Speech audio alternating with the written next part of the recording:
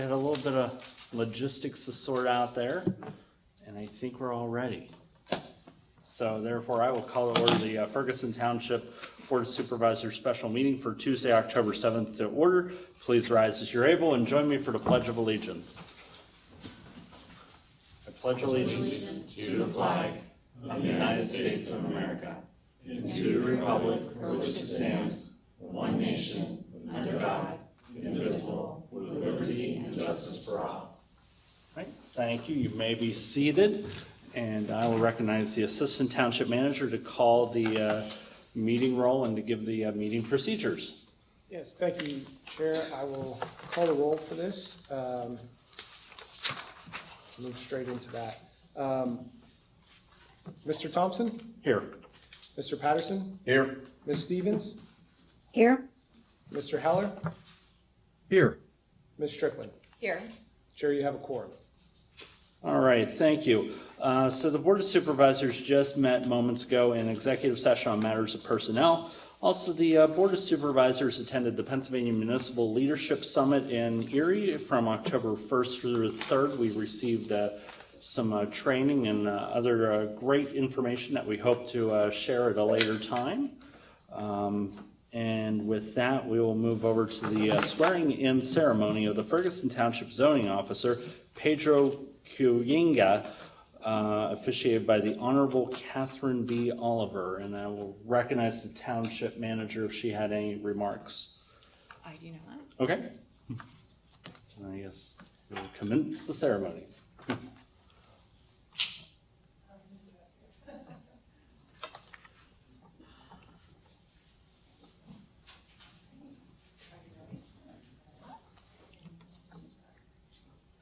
Raise your right hand, please, and repeat after me.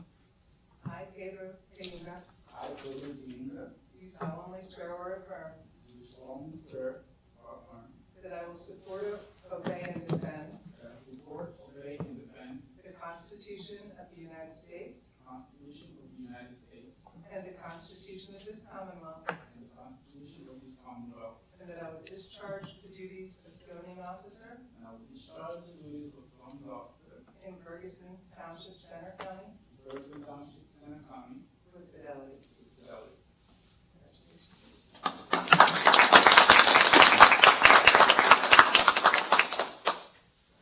All right, congratulations. Next will be our reports and presentations for October. The Hispanic Heritage Month continues through the 15th. In October, we do recognize Domestic Violence Awareness Month, Filipino American Heritage Month, German American Heritage Month, Italian American Heritage Month, and Polish American Heritage Month. Indigenous Peoples Day is October 13th, and Pennsylvania Dignity Day is October 15th, and Diwali Hindu Festival of the Lights is October 21st. And next we'll have public comment for any items that are not on tonight's agenda. We will start in a room and then go online. Each member of the public will be asked to keep their remarks to about 5 minutes. Do state your name and neighborhood of residence when you are speaking. And starting in the room, not seeing anyone online? Not seeing any.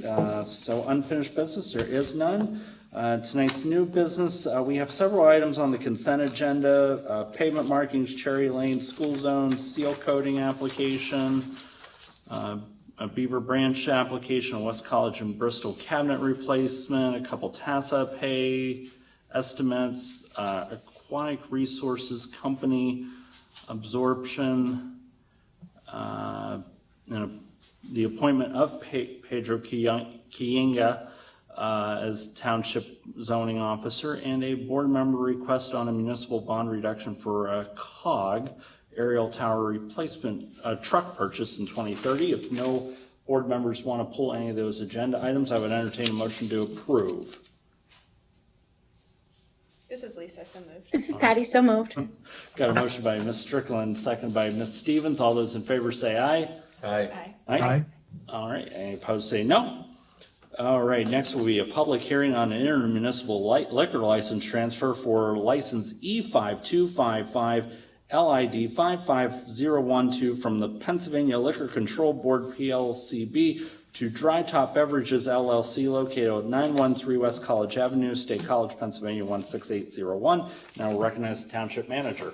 Thank you, Chair. Application for transfer of liquor license is currently in safekeeping with the Pennsylvania Liquor Control Board from its previously licensed location at 173 East Main Street, Reversburg, to a new location at 913 West College Avenue, State College. Dry Top Beverages purchased property located at 913 West College Avenue, State College, and the applicant has filed a request for a proposed transfer of liquor license. Tonight, the board is asked to give consideration to approval of the liquor license and subject to a review from PD and any notable items that PD might suggest for surveillance. And attached to the agenda is a proposed draft resolution for the board's consideration for adoption. All right. This is a public hearing this evening, so we will be taking any public comment. We are joined tonight by a stenographer, so we do ask when you are presenting your remarks to provide your, to spell out your name for the stenographer's record keeping. I was going to say, is there any other items I should note There are for two this items public from hearing? public citizen input in the agenda packet. Okay, so there, and I'll read those following that. So we'll start in the room. Anyone wanted to address the board? See a hand in the far back there.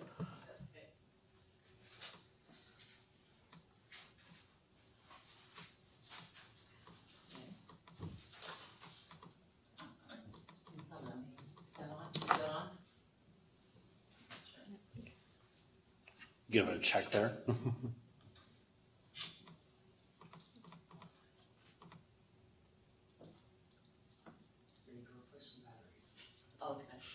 Uh-oh. I have a loud voice. Should I go ahead or wait? Sure, go ahead. Okay. My name is Rhonda Stern, RHONDA STERN.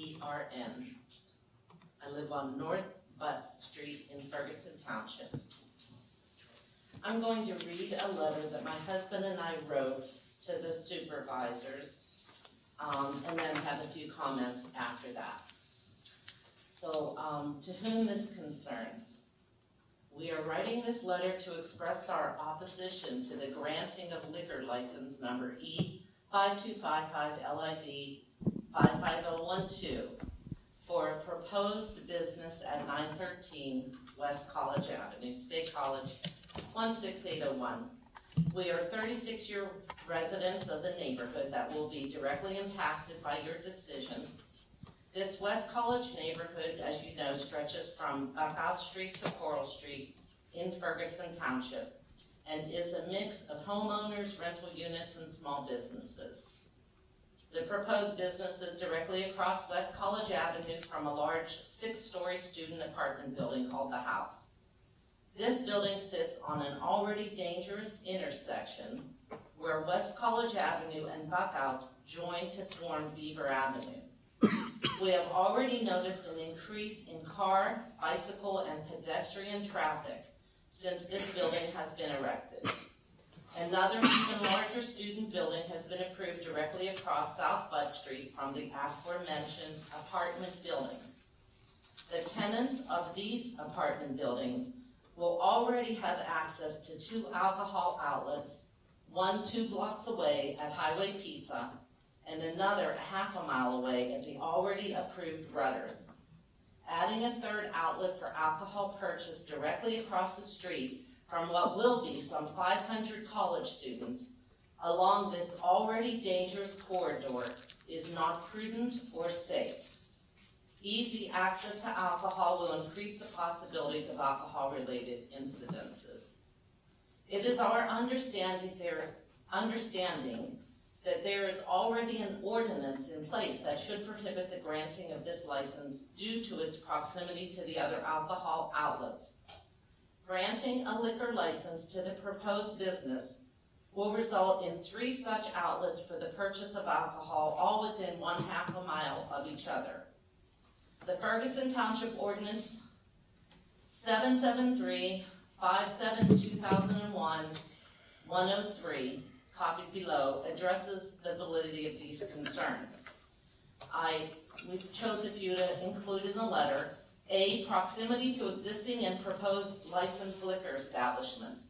The location of a property line of the new or transferred license shall not be closer than 2,500 feet from the property line of an existing license or newly transferred license. And my neighbor measured the distance, and that is 1,700 feet. So that's a lot less than 2,500 required. The number of existing liquor license establishments is addressed, the traffic flow projections, the type of establishment, the proximity of the proposed establishment to existing or proposed adult businesses. Again, the new or transferred license shall not be located within 2,500 feet of the property line of an existing adult business. I'm not sure if that relates, but concerns expressed by area residents and/or adjoining property owners. So we ask that you not only respect the current ordinance when you make your decision, but that you consider the safety concerns of all the residents of the neighborhood. And I would sincerely, Nelson Height, Rhonda Stern, we're at Northwest. It is a dangerous intersection. We walk almost every night, and just crossing from North Butt Street to South Butt Street is dangerous. Cars are usually speeding up at that point, going about 40 miles an hour at least in a 25-mile-an-hour zone, and often more. There is no crosswalk at that site, which is where people would be crossing. I noticed that North and South Atherton, especially South Atherton, has added some lights and some safety precautions for people who are crossing. There's nothing like that there except at the corner where it crosses Buckout, and that's not going to be convenient to go there and come back to the store. So I'm very concerned for the safety of the students. I think, putting 500 college students with a opportunity to buy alcohol right across the street is not very wise. So I just wanted to say that. Thank you. Thank you. Any other comment in the room? Anyone online? All right, just for the record, Ms. Stern's comments were also written in the agenda packet for reference. With no further comments, we did also receive, find it here, another letter that was sent in. This one was from Kyle Harpster, spelled Kilo Yankee Lima Echo, Hotel Alpha Romeo Papa Sierra Tango Echo Romeo. They indicated that they don't believe there should be more places that are serving beer. We have enough of them. Honestly, we don't need any more gas stations either. We have enough of them, and there are plenty of places for people to get beer already. It is very short-sighted to approve yet another thing that the township does not need. Like, you already have the Sheets, Unimarts, the grocery stores, many other bottle shops, and many are within only a few miles of where this location for this place is going in. That, to be very honest, is going to only cause many traffic issues that was not ever needed. It would have been so much better to actually build something that would actually benefit the community as a whole, like housing, a community space, maybe affordable shops for local business. Honestly, anything would have been better than approving yet another gas station. And that was public comment that was sent in from Kyle Harpster. Do any other members of the board have any other comments that they received that they would like to enter into the record? If not, I would also entertain an opportunity if we had anyone from the applicant here that wanted to make any remarks regarding the comments received. If not, I would say we close the public hearing and go over to any questions that the board may have. If there are no questions, I would entertain a motion.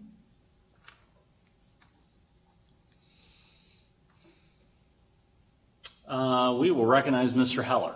Yeah, I'm sorry, Mr. Chair. Yes, I guess my question is this, just more of a procedural question. It looks like the way the motion and everything is written this evening, that there's still going to be an evaluation that happens. And I want to honor and I respect what Ms. Stern and what Mr. Height had brought to us concerning the proximity to other liquor establishments. So I'm just curious, when will that ordinance be investigated is my question. And any potential, yes or no from that. Go ahead. I was going to save this for my comments after the motion, but I'm happy to talk about that specific point that Mr. Heller brought up now, because that was in my remarks. Yeah, I was going to say, I think it would be helpful, considering nobody had made a motion, want to be able to make sure everyone, is clear on what they're going to be voting on. So. Yeah. So in that part 4, was that ordinance 773 from 2021? There were some words just before all that was in those remarks, and those words were, and I'm going to read them verbatim. Ferguson Township has established objective criteria consideration by the Board of Supervisors in reaching a decision pursuant to the Pennsylvania liquor license law. The criteria is to be considered by the Board of Supervisors in reaching its decision may include : and then many of the things that Ms. Stern had mentioned there. And so for those that don't specialize in legalese, and I don't, but I happen to have heard enough of it now to understand, when you put words like may in there, it really is you may consider it. It isn't a shall. Shall says you must. May says you may. And so that's where we are today is that's, and quite frankly, the Rutter's approval happened because of this language. And much of the things in here, I actually don't agree with this ordinance. There are some things in here that it's like, you may consider this. And so if one, you get enough people on a board to say, well, I really don't like that traffic flow, then they can say no. And it could be the same traffic flow as anything, as something just, 1,000 feet away or 2 miles away. It could be exact same traffic. If you get enough people on a board, and so what I disagree with specifically is that this isn't objective at all. It's really quite subjective. And so I think for the future, we probably should do something about this ordinance to make sure that it isn't something that is truly objective, make sure it truly is objective, and it recognizes and more so says, hey, as long as the state law is good with it, then we're pretty much okay with it. With a few things that we can say, nope, we're not going to do this. And we should all agree to that. And it should be a shall. If it does, X number of things, we're not doing it. Otherwise, we will. And so again, this is, in the way it's written, in the way this ordinance is written, it is a may. And it's for anybody that may arbitrarily decide they don't like it anymore, or they want to take A or F or G or H and say, I don't want to do it. That is not objective. And for that reason, I'm sorry, I'll pause there, Mr. Heller. I'll pause there to if you want some additional. No, and I agree absolutely. If we're going to have ordinances, they shall be enforced. They shall be enforceable. Not should, shall. And this is one of those things that I think does have to be addressed. Looking at the language in it, I also took a look at it as well. And because of the openness to interpretation, I believe I would be probably, well, I won't say how I'd vote on this one, but at least it allows the wiggle room to vote yes or no based on whatever, reasons individuals have. So I'm ready to go ahead and whenever we're appropriate, whenever it's time to move it for a vote to do that. But again, I just wanted to then, and through this confirmation, it sounds like we can essentially take our own personal views here and interpret that as we see fit and feel personally and ask, I'm sorry, let me pause for a moment and just think about these things for our own personal beliefs as to what is appropriate and what is maybe not appropriate for proximity to other services. So I'm good there, and I appreciate the time, Mr. Patterson. Any other questions or clarification from the board? Prior to the motion, no. Okay. I was going to say, if we are ready for a motion, I would entertain that. And This Amari, I move to adopt resolution 2025-22. do we have a second on that? This is Patty. I'll second. Okay. Any discussion? So the first part of my remarks are, I've already made them. And again, we approved Rudders just a few weeks ago. Mm-hmm. And some of the same reasons for not approving Rudders are the exact same reasons for today for not approving. The 2,500 feet, we got too many within a certain distance. And again, from my perspective, this is about the way that this is written, this ordinance from 24 years ago.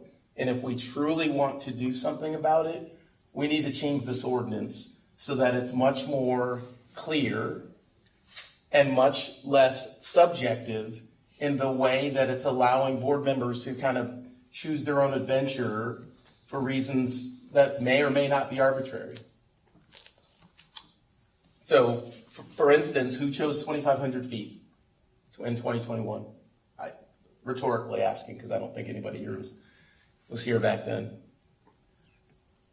So I think that we're talking about adults here that are gonna make a decision. And that space is empty right now. I just don't agree that we should have empty spaces. It's up to the market to find the highest and best use for a certain space and to go ahead and bring businesses to the township. So for that reason, I'm going to vote yes to this. I did technically close the public hearing. I was going to check. We were loud enough, right? Okay. I was thinking we weren't speaking loud enough. No, I just wanted to add something, but I'm not allowed. What do you think? Not during deliberations. Okay. Yeah. Sorry about that. it's your I fault. do apologize, Rhonda. I was going to say, I know you and I are familiar from the Planning Commission, but there is a little bit more of a formal process here, so I do apologize. Continuing Unless if you on. and the chair, unless if you and the board have consensus to do something different. Let me circle back on Let that. everybody. Anyone else from the board had any further comment? I agree with all of Omari's comments. I think we can relook at this so that Yeah. there's not so much left up to interpretation, but Right. Yeah. And I was gonna say, I think there was some concerns, about like the type of establishment and things other than the transfer to liquor license. But my understanding that those are addressed when we get a land development plan. So we really have to look at this from just the perspective of the liquor license transfer, getting a little bit of consensus there. So, yeah, that confirms thanks for saying, because that. that was my understanding. So I'm Right. looking at staff then to confirm that. That's my understanding of it too. Okay, thank you. Yeah. Patty or Matt, you had anything further? Nothing further. Okay. I would say that some other folks have joined, so if you do want to get Yeah, some other comments real quick. Do want, And if the board has no Right. issues. I was gonna say, if the board has no issues, I did notice we had a few people online, one that did join us, that may have came in during the hearing, so I will momentarily open up the floor and even give Ms. Stern, if you'd like, I would. Should I come up? come on up. Thank you. I need to say again. Come on, sir. I wish it hadn't even gone with the argument about the ordinance, because this really goes so far beyond the legalese of the ordinance being a choice or not a choice. I mean, we're talking about 500 students, many of them underage. It's just the reality of what's going to happen. They're going to be buying beer. They're going to be taking it back to their friends. We're going to have a lot of drunk kids. We have a lot of kids now, but it's actually been livable and you know, they kind of jump out of the alley into North Butt Street, and we have to be really careful not to hit them. But this is our like day-to-day life, you know, and we're going to be seeing a lot more drunk kids around, students. And if I had a son or daughter who was living in the apartments, I really wouldn't want a place where they could buy liquor right across the street, or, you know, let alone in the building or something. So I know that there's also people over 21 there, but I just think we're going to be seeing a lot more problems as a result of that goes way beyond the ordinance. Because, you know, Rudders was a different matter. We're talking about cars and adults. This is, you know, right where the cars speed up. This is 500 students are going to be living there. So that's just the main point that I think I wanted to make tonight. Thank you. And I did notice we had some people join us late online, so just wanted to give one last round if anyone online wanted to weigh in on this.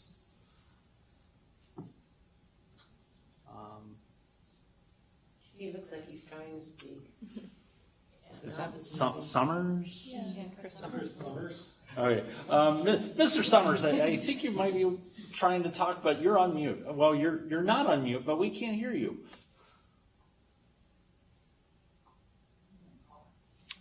I don't think he's connected via audio. I think Okay. So yeah, it looks like there might be an audio connection issue on your end. I do see your hand up, so. Oh, we hear it. How's that, Mr. Commissioner? We got it. We hear you now. Okay.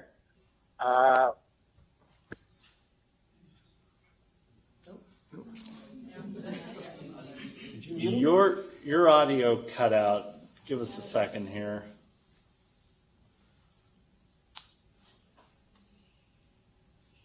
Or yeah, he's on mute. It looks like he's on mute. Yeah, again. And do be careful out there, Mr. Summers. How is that? Am I back? We hear you. Okay. Thank you very much, Mr. Chairman, for indulging my here on the Zoom. I had a family member in the ER today, and so I'm traveling to the township now, albeit a little behind. So I just wanted to weigh in and let everybody know that dry top beverages is obviously, as you've all seen by the submittal, going to be interested in transferring the liquor license in from Miles Township in Center County to Ferguson Township. And we need to have the township's approval to do that, I think, as you all know. And we have a building here that is the gateway to the township that we are hoping to see economic activity happen. The gas pumps have been removed, and the environmental concerns are no longer present there. We've gotten a clean bill of health from the DEP, and I'm happy to answer any questions regarding that matter with the township or anybody resident-wise. But we're really aiming here to make this neighborhood more walkable and lessen the vehicular traffic, and we don't want people driving far away. And that's the intent of this neighborhood on the West College District, is to make the district and the neighborhood more walkable. And having a convenience store where you can go get milk and bread and eggs is part and parcel of having that community be walkable. There's nowhere to do that right now that's walkable. So we think this project lends itself very well to creating that area where residents can walk. And of course, one of the attributes of that and making this a profitable going concern is having some alcohol sales in its beer. This is a 6-pack license. So that's one of the things that will contribute to the convenience. And again, we don't want people walking or driving when they can be walking. So I don't know if there's anybody who has any questions that they'd like to ask. He was asking if there's anybody has any questions to ask. Anyone from the board had anything? Yeah, I don't see any questions in the room here. So thank you for your comments, Mr. Summers. Do take it easy out there on the road. He's outside. He's in the parking lot now? Yes. Okay. No one tell the police.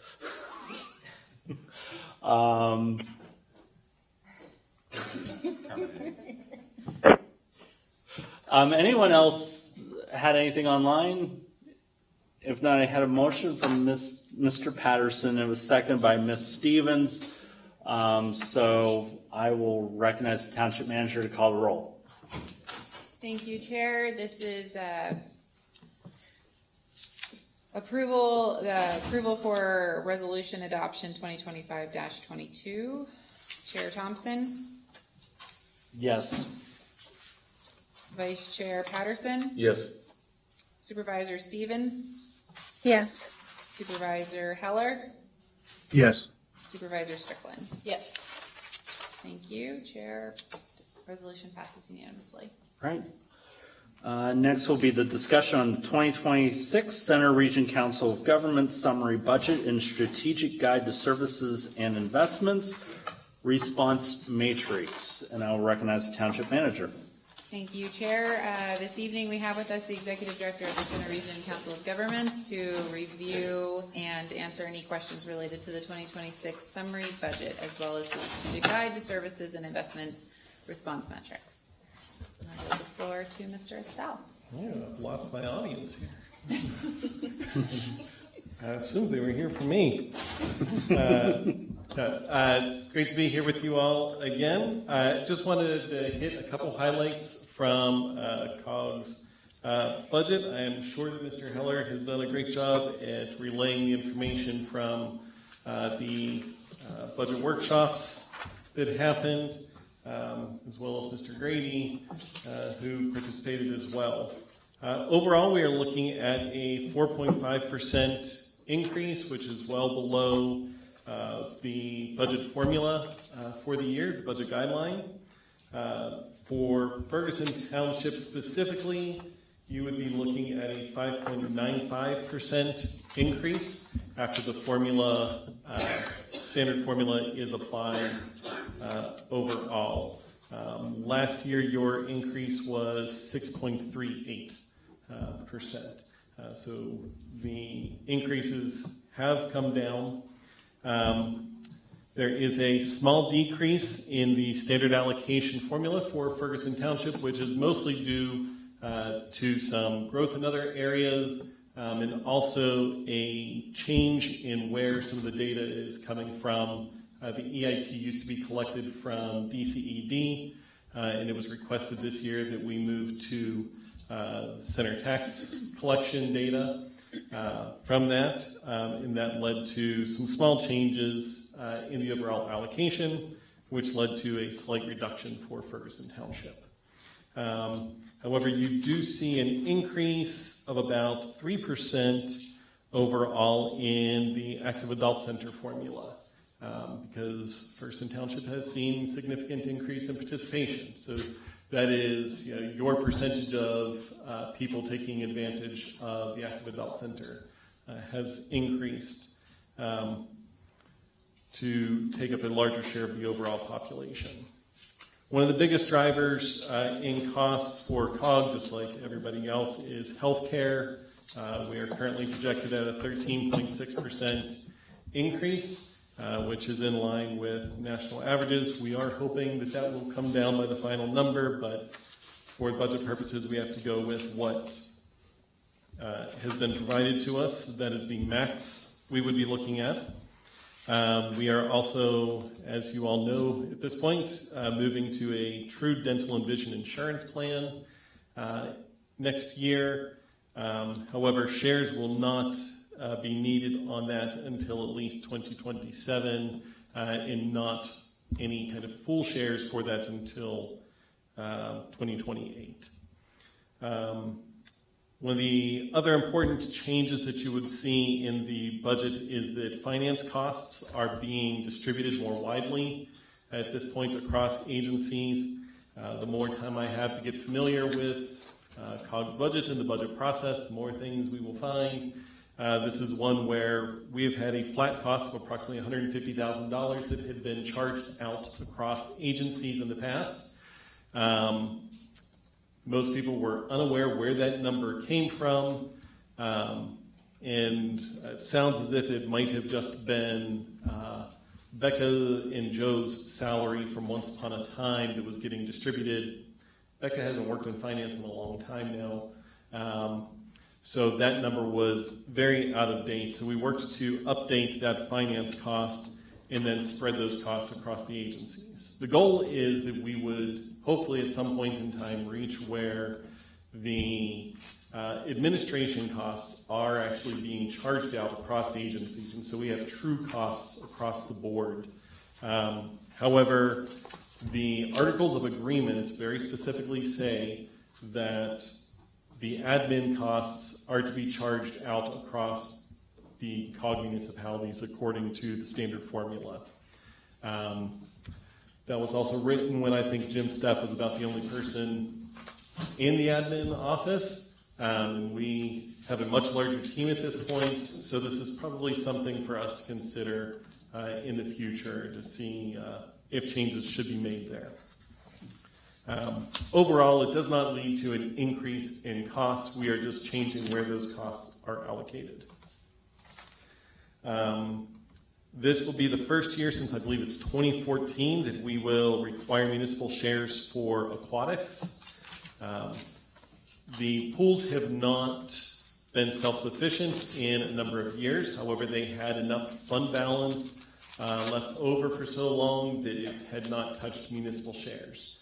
And that is no longer the case. We do not have enough municipal shares to continue operating that way moving forward. However, we do have the difficulty in the budget process that it has been so long since there have been municipal shares that the budget documents were not set up to account for municipal shares in aquatics. So you will see those costs first in parks operating, and then they get transferred over to aquatics. That will be changed for future years. The total doesn't change. It's just a matter of you will see that flow through in the budget documents. On code, this will be the first time in 3 years that the rental permit fee will likely increase. I believe they're looking at a $5 increase for the rental permit fee. We should have enough units coming on line next year that another increase would not be necessary after this one for several years. We will also be working to deliver a fleet management plan before next budget. That won't just cover code, but very specifically for code that has been a very frequent request, and that will be a priority for us moving forward. SCLO Library has a very standard budget. However, they did ask for a contribution of $21,500 from municipal shares to assist with a roof replacement project. They cannot replace the roof with $21,500. However, they will have foundation funds as well as grant funds that would go into that. But they are doing everything they can to make small contributions go very far for that. I wanted to specifically mention that the Millbrook Marsh proposal from the CGTV document was recommended by the Finance Committee at $100,000. However, that is done with the condition of a review and discussion at General Forum of alternatives to the boardwalk. $100,000 is not for construction. That doesn't touch that. This is for design and planning purposes and seed money for grant funds. But this is, while we call it the boardwalk, there is a stipulation with this budget that those funds cannot be used unless there is a full review and discussion at the general forum level of alternatives to the boardwalk. And the last thing I want to mention is that comments are due by October 16th at 8 a.m. so that we can get them to the Finance Committee for distribution at that morning's meeting. I'd be happy to answer any questions you might have.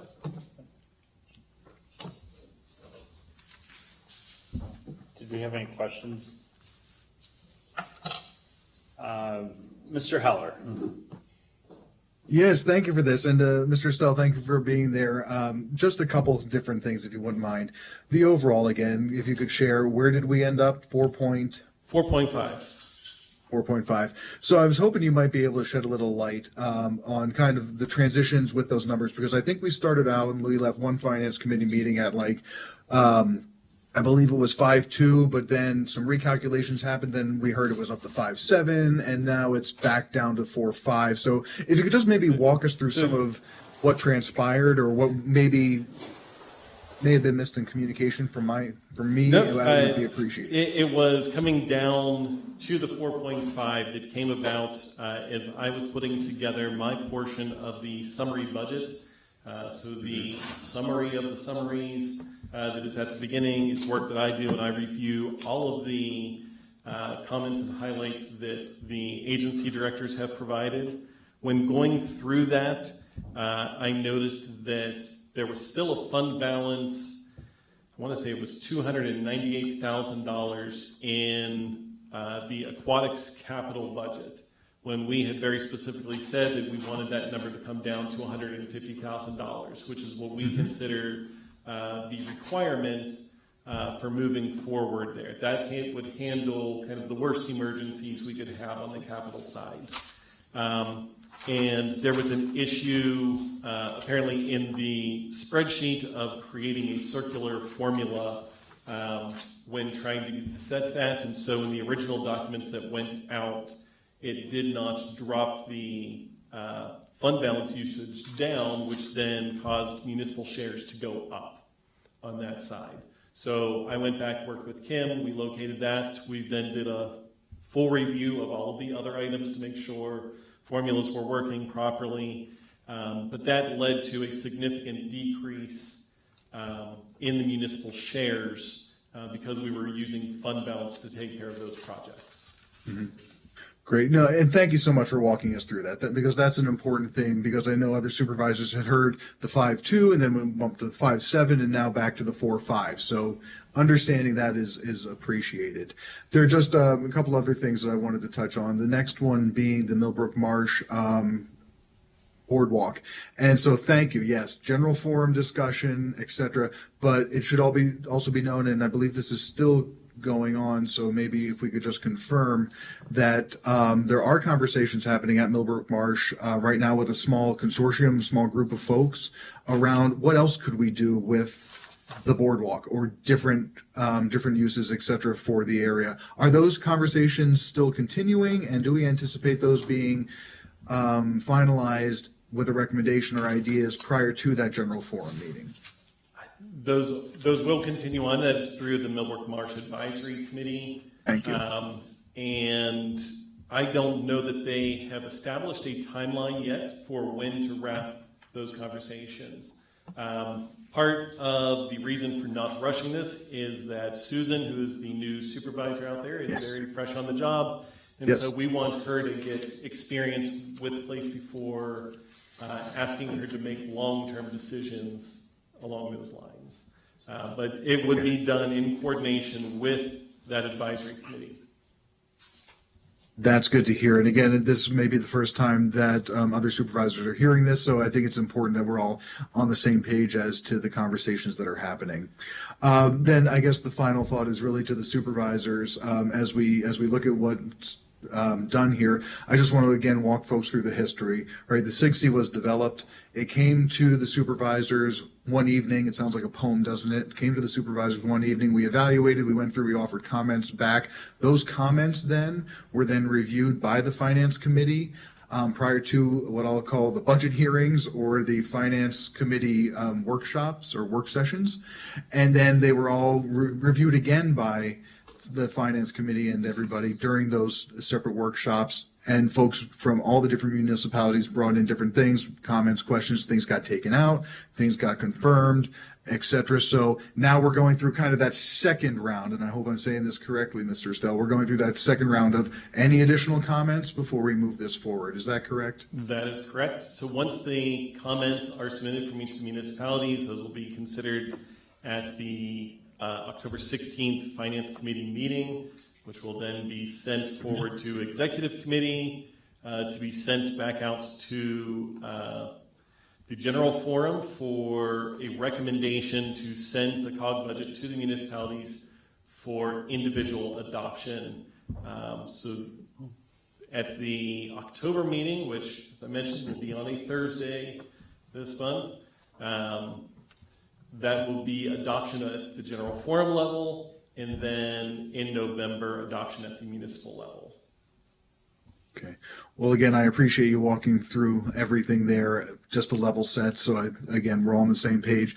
And sincerely, I just want to thank you and the entire COG staff for doing such a wonderful job in getting this to a place where it's clearer, easy to understand. Even a knucklehead like me can sit back and actually make sense of it and have a deeper conversation, because that allows us to have other conversations with constituents and more. So truly thank you. And those are my only comments, Mr. Chair. Thank you very much for those comments, and we hope to make the process easier every year, even if there are sometimes difficult decisions to be made. The more we can do to make the process easy, that'll allow you to focus on the important things when that time comes. So no action needed other than there was a request. Any comments be given to the executive director by the 16th prior to finance committee. So does any other board members have any remarks to forward over? I have a question. In some of the trends that you showed, that there were some user fees there were some couple years, some pretty decent user fees. Yes. And we're down for that since that time. And so is that like folks aren't using So when you user fees say and other user, revenue? what are you referring to in user fees? Page 24. Are you in the summary budget? Because I have. Yeah. In your summary. Sorry about that. Okay, let me.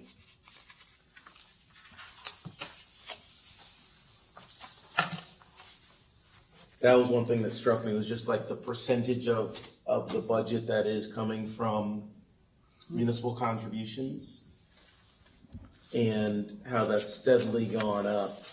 And so then I was looking at that as compared to user fees and of the revenue and saying, what aren't we doing anymore to hit those same user fees from before, such that municipal contributions have. So, I mean, if you take the larger look at things, the user fees did have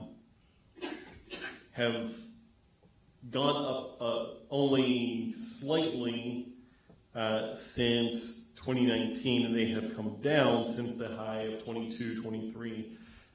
These are essentially your COVID numbers, where there were spikes in recreation, especially in pool usage, a lot of parks rentals. There was a lot of built-up demand from the past few years that spiked. Once that has leveled out, I think you are more in line now at that $9 million number, considering that in 2019 we were at $7 million. So I don't think that this is as much a major change in things as much as we finally crested that wave and have smoothed out by this point. This to me, from a data standpoint, looks as the end of the COVID effect. Got it. Interesting. Well, it kind of also begs the question, like, at what point are we providing services that people don't want because COVID hasn't happened and there's no demand? People aren't just chomping at the bit to go and do the stuff in the book, if you will. So, I mean, at this year's budget workshops, the Parks team, which has the most kind of user fee related items, presented it. You know, they have done a deep dive on all of the programs, camps, everything else that they offer.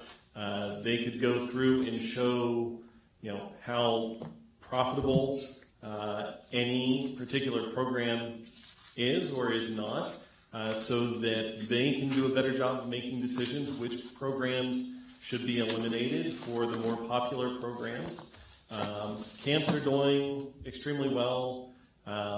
Sports leagues continue to do well. But there are, this is where you're going to get into the argument, and we've certainly heard it from multiple municipalities of, you know, recreation isn't supposed to cost people money. You know, there are some base fees we can charge for things, but this is a debate that I should not be having, but the elected officials between the municipalities should be having on how much of a subsidy should be provided from the municipalities to provide programming in the center region. Because I can tell you at the last municipal meeting that I attended for the budget sessions, they were very adamant that yes, we should be subsidizing programming and putting on these programs for our residents to enjoy. This is a big part of living here, is that you have these opportunities. And so I'm not making a case one way or the other, just saying that that's probably not a discussion for me, but that is a funding choice from the municipalities. I appreciate that, and so I'm ready to have that discussion with other electeds. Yeah, particularly those that don't contribute, right, or contribute less in some areas, and we've got this kind of choose your own adventure where you can be in on some things and out on others. That probably contributes to some of where we are today as well. If you choose not to participate in a certain swim lane, then it's more on everybody else, and then that's not very fair. Just, I'm not talking to you about that, I'm talking here. Technically, you're talking Pat and Matt. Oh, Patty and Matt.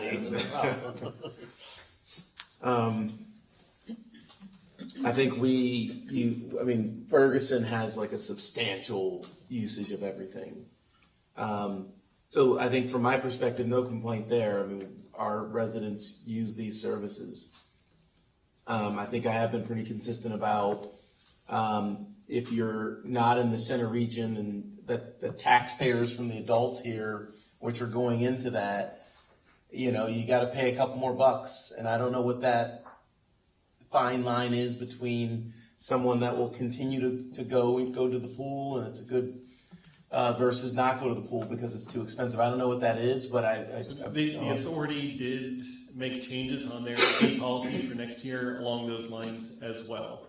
Those were recommendations from Christy and her team, and they did introduce more non-resident fees for parks programming.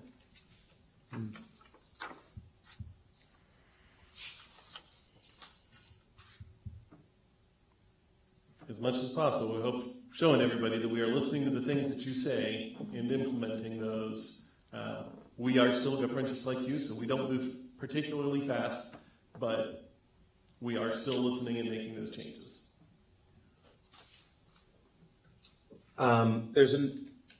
It was in our consent agenda, but I'm going to talk about it anyway. Yes. We have, I know you guys typically kind of build up dollars and then you just toss out a lump sum of cash. Like, boom, we're going to get 5 cars, $200K, here we go. And I just wonder if that's the best approach going forward, given that we have these municipal shares, that there's some other way to do this where we're not kicking out, $500,000 for a thing. And I get it when it's $2 million, like a pool, renovation, we go ahead and maybe finance that. Or So are you looking for more smoothing or more? I would say more smoothing, yeah. Okay. And it's, So we actually had this very discussion earlier today at facilities as Sam was discussing kind of the plan to put together a full facilities kind of plan and to use that Tracer software to better track what projects will need to be replaced or what pieces will need to be replaced over the life of any of our facilities. And that will come into the vehicle and equipment plan that I mentioned earlier as well. The end goal here is that we move into a system that works more like fire and emergency management's budget, where they have a set dollar amount that is expected to be contributed each year with an escalator based on changing prices, so that we can, as much as possible, flatten the fees or the shares that the municipalities are contributing. But we need the time to do the work that hasn't been done in the past of looking at all of our facilities, look at all of our equipment, putting together the plan of when those things would expect to be replaced, and then build outs to make sure that we have the funds necessary to do that. So it's probably another 2 years to hit that kind of level, but that is the goal of this work, is that we smooth out your contributions as much as possible. excellent. Anything else I can answer for anybody?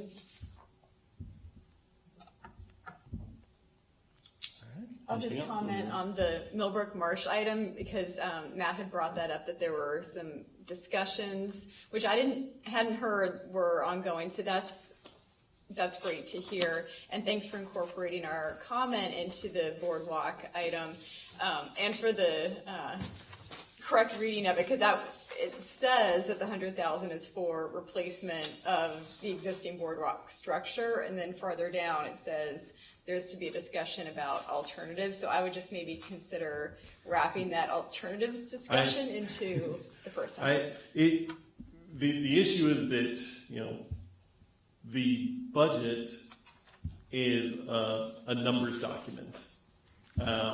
However, I took very specific notes, which is what I was reading to you when I said that, of exactly what was said in the motion that was made by the Finance Committee. So this is what we will stick to for that. As COG, we will make sure that this happens before any of that money can be touched. Good. All right. Thank you. Any other comments? Yes. I think it was I haven't talked about this ever, but the refuse and recycling program budget, if I recall correctly, we now pay COG for our trash, and right? Is that the bill I received the other day? You are paying the recycling authority. Okay, the authority. Okay, got it. Yes, they handle all the billing on behalf of our contract. And the budget for this, is that in support of the authority? So the authority is our collector, essentially. We have hired them to handle all the billing on our behalf. So they are collecting everything, they're taking their portion of it, and then they are paying us, and we pay Bergmeyer for that. So there should be, if everything is done correctly, mild growth in an account like that. I wasn't here for that portion of establishing that contract, but that fund at this point is purely contractually driven this year and the next 4 years. We will look at the contract language in the future to see if this is the best way to move and how we should be handling those funds. But yeah, we are the responsible entity for your garbage collection contract.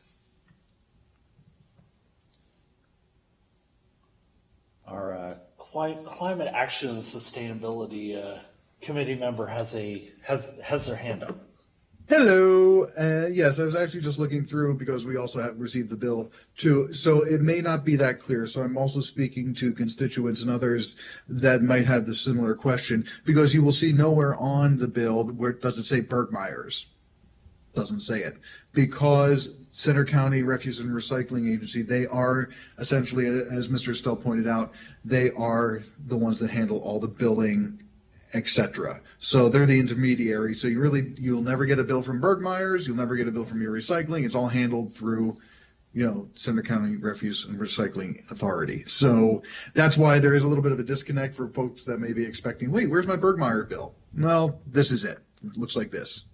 So just a little clarification for those that may be curious.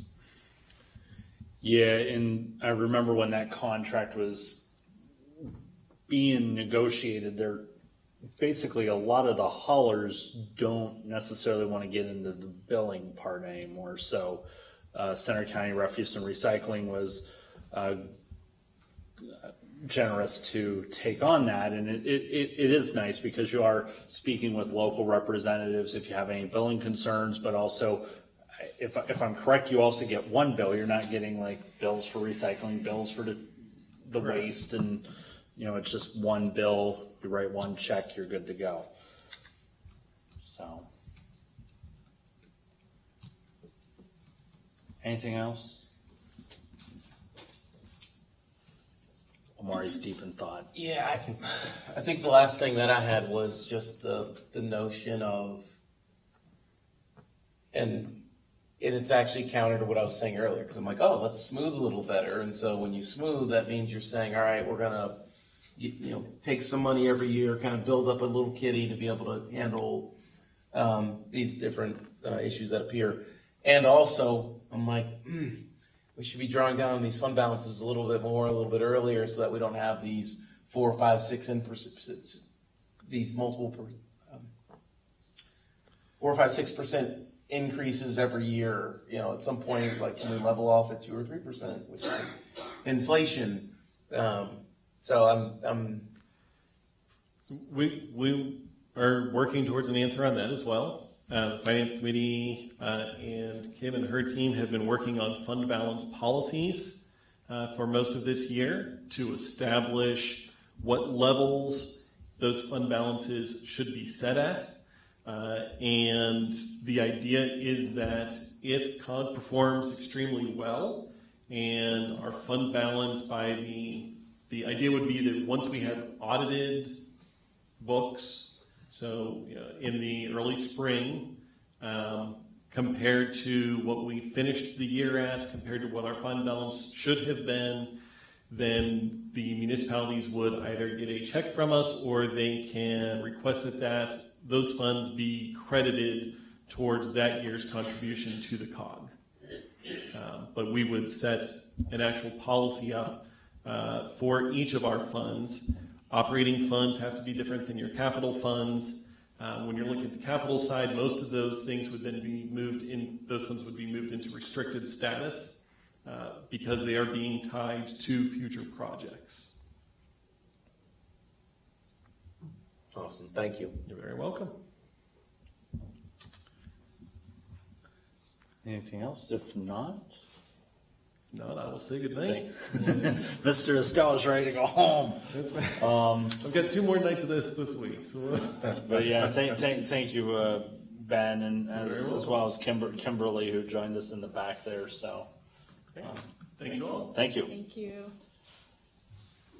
That will move us then to our preliminary final minor subdivision plan for the Campbell Associates of Ferguson Township Limited Partnership, and I will recognize the Director of Planning and Zoning. Thank you, Chair. Provided with the agenda is the preliminary final minor subdivision plan, Campbell Associates, Ferguson Township Limited Partnership, dated July 28th, 2025, revised September 19th, 2025, part of tax parcel 24007-004. It is generally known as the 400 Plainfield Road. It's within the RA Rural Agricultural Zoning District. It's also part of an overall active farm, corn, soybeans, and wheat. The proposed Lot 1 is 1.287 acres, and it encompasses the original farmhouse. Also provided with the agenda packet are responses from reviewers. There were no comments. The Planning Commission recommended approval. And again, this is part of the agricultural conservation easement. And there is no new construction that is proposed. And again, this is just simply for the farmhouse. And the recommendation is that the board approve.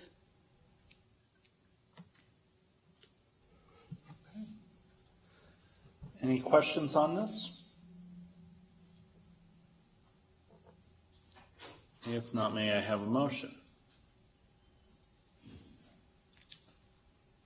This is where I move to approve the proposed preliminary final minor subdivision plan, Campbell Associates of Ferguson Township Limited Partnership. This is Matt. I'll second. Okay, got a motion by Mr. Patterson, second by Mr. Heller. Any discussion?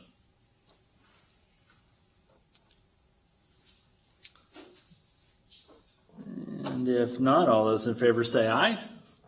Aye. Aye. Any opposed say no. Right? Motion passes. Thank you. Thank you. And thank you, you're welcome. Thank you for joining us.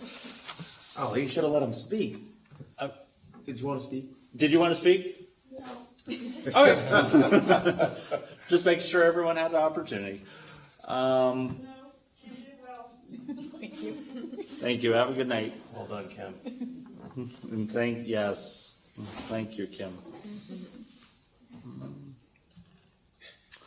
So then that will bring us to the Ferguson Township 2026 operating budget. And I will recognize the township manager. Thank you, Chair, and thank you to members of the board. It's my privilege to present the proposed 2026 annual operating budget for Ferguson Township. This budget reflects the township's ongoing commitment to the financial stability, operational excellence, and strategic investment in the essential services that sustain the quality of life for our residents. The 2026 budget builds upon the organizational and fiscal progress with modernizations made over the past year, and while also recognizing the broader economic conditions, cost pressures, and service expectations that continue to shape local government operations. And at its core, this proposal embodies the township's guiding principles of stewardship, transparency, and sustainable growth, along with modernization of operations. This year's budget continues our disciplined approach to resource management, one that maintains service delivery and positions the township to respond to emerging community needs. Notably, the 2026 proposal includes targeted organizational realignments designed to improve efficiency and long-term sustainability. Personnel costs represent an increase of less than 1.5, personnel costs represent an increase of less than 1.5% from the 2025, while full-time equivalent positions decrease from 87 to 84. These changes reflect thoughtful restructuring, such as the transition of engineering functions toward a contracted service model, which allows us to maintain technical expertise and flexibility while reducing overall cost exposure. The proposed budget also recommends a temporary suspension of the hydrant assessment fee for 2026 to our residents, utilizing the existing hydrant fund surplus to fully fund operations while providing a modest measure of financial relief to affected property owners. At the regional level, Ferguson Township continues its leadership role through Center Region Council of Governments. Our contributions to shared services, including fire protection, the SCLO Center Region Library, and senior programs reflect both our commitment to collaboration and our responsiveness to regional growth and service demands. To support the significant increase in the fire protection's allocations, the board will consider adoption of a special fire protection tax ordinance authorized under the Pennsylvania Second Class Township Code. The proposed 1 mil levy, projected to generate approximately $616,000 annually, would establish a dedicated fire protection fund to ensure long-term financial stability for fire services, equipment, and training. Overall, the township remains in a strong financial position, maintaining healthy reserves and a fund balance trajectory through conservative fiscal management. The proposed budget continues to provide flexibility to manage unanticipated costs while sustaining core municipal operations. It's also worth noting that the 2026 budget includes placeholder estimates for employee health care, general liability, and workers' compensation coverage pending final renewal rates expected in November.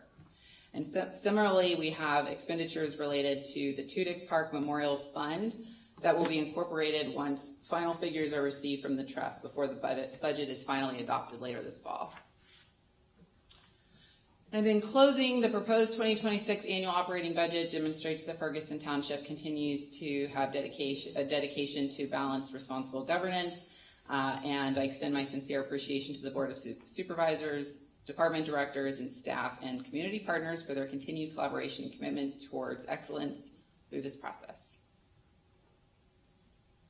Thank you. Thank you. Any comments before we get started? I will yield the floor to our finance director, Todd Grady, who will review the first part of the budgetary allocation, proposed allocation expenditures after a review of revenues. And then James Progo, our assistant township manager, who will, beginning of the year, begin serving as our interim public works director, will take the floor and review the public works expenditures. Sounds like a plan. Those in the audience, we thank you for joining us this evening. We do encourage any participation here or online. The budget is available on our website. If you click government followed by finance and tax and then budget, you're more than welcome to follow along on your electronic devices here. We do also have a copy of the book that is available at the township if you ever wanted to come down and look at it. We also do have free Wi-Fi, so you can always come down and make yourself at home if you wanted to look through on your device as well. So yeah, just want to point that out there, and we do welcome your feedback throughout this process. We'll be hashing this through the next few meetings, and I think we even have a public hearing scheduled before it's all finalized. So with that, I'll recognize the finance director. Thank you very much. I have it up on the screen if you want to follow along. I just wanted to give a brief overview of how to navigate, because it's completely different than last year, because it looks like a book now. They call it a budget book, and it really does look like a book. So on the left side of the screen, we have a table of contents, which is shown here. And you can also click on the PDF, and you can generate a PDF, however it is 600 pages long. You have to put your email address, and they will send you a link to a PDF. I didn't include it in the agenda because it's so big. And also on the table of contents, you can see that there's numbers here for each section, so that's how we're going to review the budget. We'll go to a certain section, and that will, as you can see, we open up in Department Summary. 6.1 is General Government, 6.2 Administration, so that's kind of our flow. Let me go back up. I do have a reader's guide under 2.0, which kind of tells you exactly what's in each section and what the purpose is. And inside the executive summary, we have our plans, the budget timeline, how we came about. There is a personnel changes, and that will show the changes in personnel that the manager brought up. There was one other small change. The GIS moved from administration to public works, but that's just a different place in the budget. And then under section 5.0 is all the funds. So the general fund is going to tell every expenses in the general fund, streetlight fund, etc. And then department summary, this is where we're going to spend the bulk of our time. And revenues is all in section 7, which we're going to go over. Capital improvement plan is section 8, and section 9, which is basically it's a CIP. We import the whole CIP into the budget, so that adds to some of the length as well. Debt service overview, section 10, just shows our debt limit.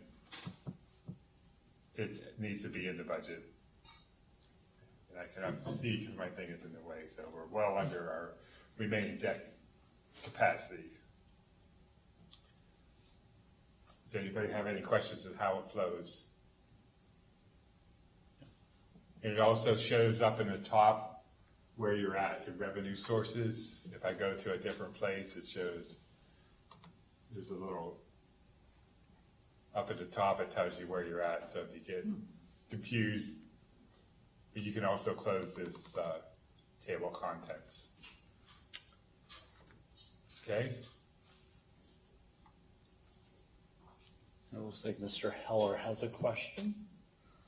Yes, I would just ask this, that maybe as we get involved and actually start going through the numbers here, if we could also call out the page numbers of the PDF that we're referencing here, because I don't know about other supervisors, but I know for me, all of my comments are in the downloaded PDF that I have here for my own personal use.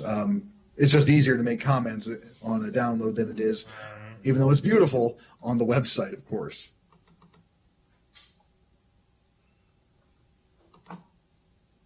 Thank you. Okay.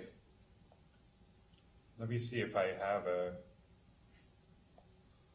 So, Chair, if you don't mind, I'll just, it appears that perhaps there's not a downloaded PDF, and so in real time, we'll have to pause and identify where the page numbers are in the PDF. Okay. I believe staff, there's a binder here, so. And the sections in the table of contents are exactly the same.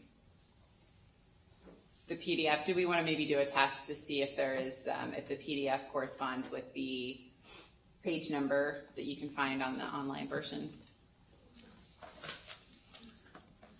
Revenues, section 7 would begin on page 385 of the PDF. Nicely And but there, from the budget, the adopted budget, there is no page 385. It stops at page 304, the downloaded version. I'm not sure if you downloaded the whole thing, sir. Yeah. Because there's literally 611 pages. Right. 615. Yeah. Matt, Yeah, this was this. I believe that, and I'll double check, but I believe this was the download that was either the check the web version or go to the downloadable version, PDF version. I did not include a PDF version because it was too big of a document. Oh no, I'm saying it says if we go to the Ferguson.pa.us/budget, the 2025 operating budget PDF, and then the 2025 operating budget website. It gives you two options. We're I doing believe the one that I downloaded. No, I apologize. Disregard. I have a couple other things here for reference. Thank you. Let me get back to where I was. I'm not, In the agenda, there is a PDF, and it's Yeah. 615 pages. I'm not seeing the PDF on the finance website, but it is in the agenda packet under attachments. Yes. So.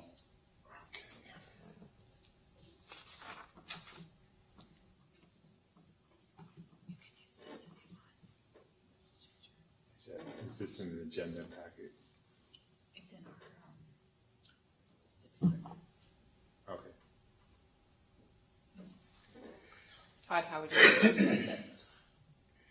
She has the PDF from the agenda.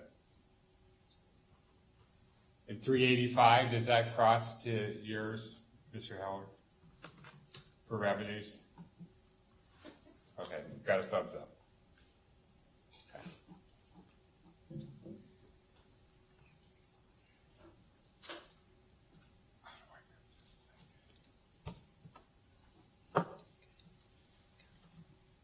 Okay, revenues by source, it shows a combination of taxes, licenses and permits, et cetera. But I'm gonna scroll on down to where the detail is. And it's, the major changes, remember, revenues are based on estimates of what we did prior, historic and known issues, or changes or opportunities. So when I estimate things for 2026, it's based on what happened before and any known changes. So the major changes here, you'll see under real property taxes, it's a real estate fire tax, has its own line at $616,117. The current real estate taxes is roughly the same, because that's based on assessment. The interest is down a little bit because we anticipate rates to go down in 2026 with the Fed funds rate being cut, and there isn't any other remarkable changes. There is the revenue for Cecil Irwin Park, the grant for $553,000. So overall, the major revenues go from 25 million to 23 million. However, 2 million of that is interfund transfers, so it's, the net result is about even.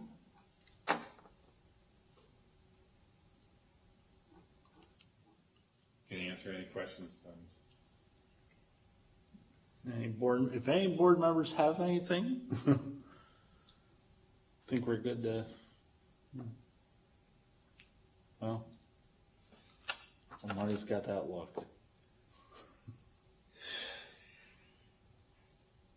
I actually had some what are we doing with this? This is what is this? What are we doing with this? Right. This is the first part, like revenues We'll by talk about fund. revenues, yep.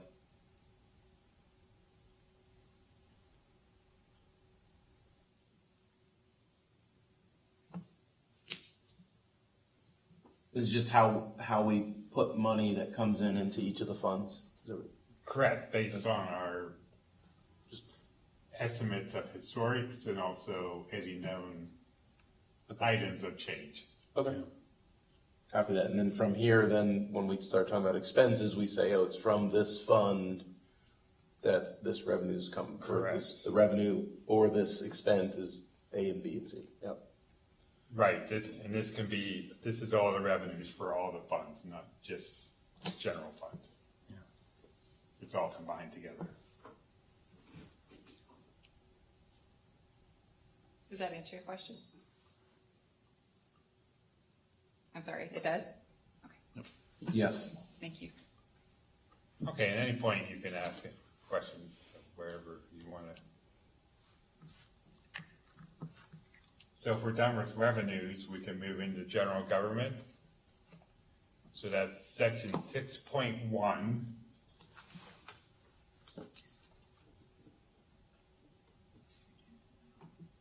One moment, you gotta open this.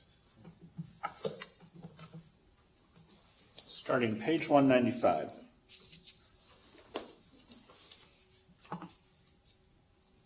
looks like Matt has a question. Mr. Heller. Yeah, if I may, thank you, Mr. Chair. General, I guess, procedural question here. I know last year we were going line by line. We started reading off everyone individually, but I believe that was then superseded with an approach that essentially said, okay, is there anything in this section, supervisors, that you would like us to flag? and then we just looked at large chunks of stuff, and supervisors would call out those things that they've already previously identified that they wanted to have flagged for the final discussion. Is that the method we're going to be using as we go into these? Chair, how would you like to proceed? Would you like us to continue to just review and see if there are any flagged items? We'll note them and then continue to refer back to that at the next meeting? Or do we just want a general review and discussion? I think I would want to flag items, Okay. Historically, we have, really thoroughly looked over this budget. Yeah, So, that sounds good. I think that's Yeah. that's a great question that Supervisor Heller posed, and I think that's the intent for this evening. We can move a little faster if the board's most comfortable with right, that. yeah. Okay, yep. We can just go through the section and just see if there are any questions rather than go through each line item. I was going to say, we can always pause if we need a little bit more detail, like, hey, explain this, Absolutely. So we're not just like, yep. Sounds good. Thank you. Okay, so we'll start with general government, and I'll just point out on this one, each department has a little narrative at the top, and you can read that at your leisure, and it tells what is inside that department. And all the graphs have all the percentages calculated. So we go on down, we just have the personnel, supervisors compensation, we have some general expense for the ABC dinner, and development for the board. There's the CNET contributions. We have travel, lodging, and meals. Advertising and printing, that's for all the advertisements for our meetings. And then we have dues and memberships. And then the meetings, conference, and continuing ed is the actual registration fees for meetings that the supervisors would go to. We're at the bottom of page 198. And you'll see the total for 2025 is 151,494. In 2026, we're anticipating 157.50. So it's essentially flat, slightly less. I'd like to flag dues, subscriptions, memberships, please.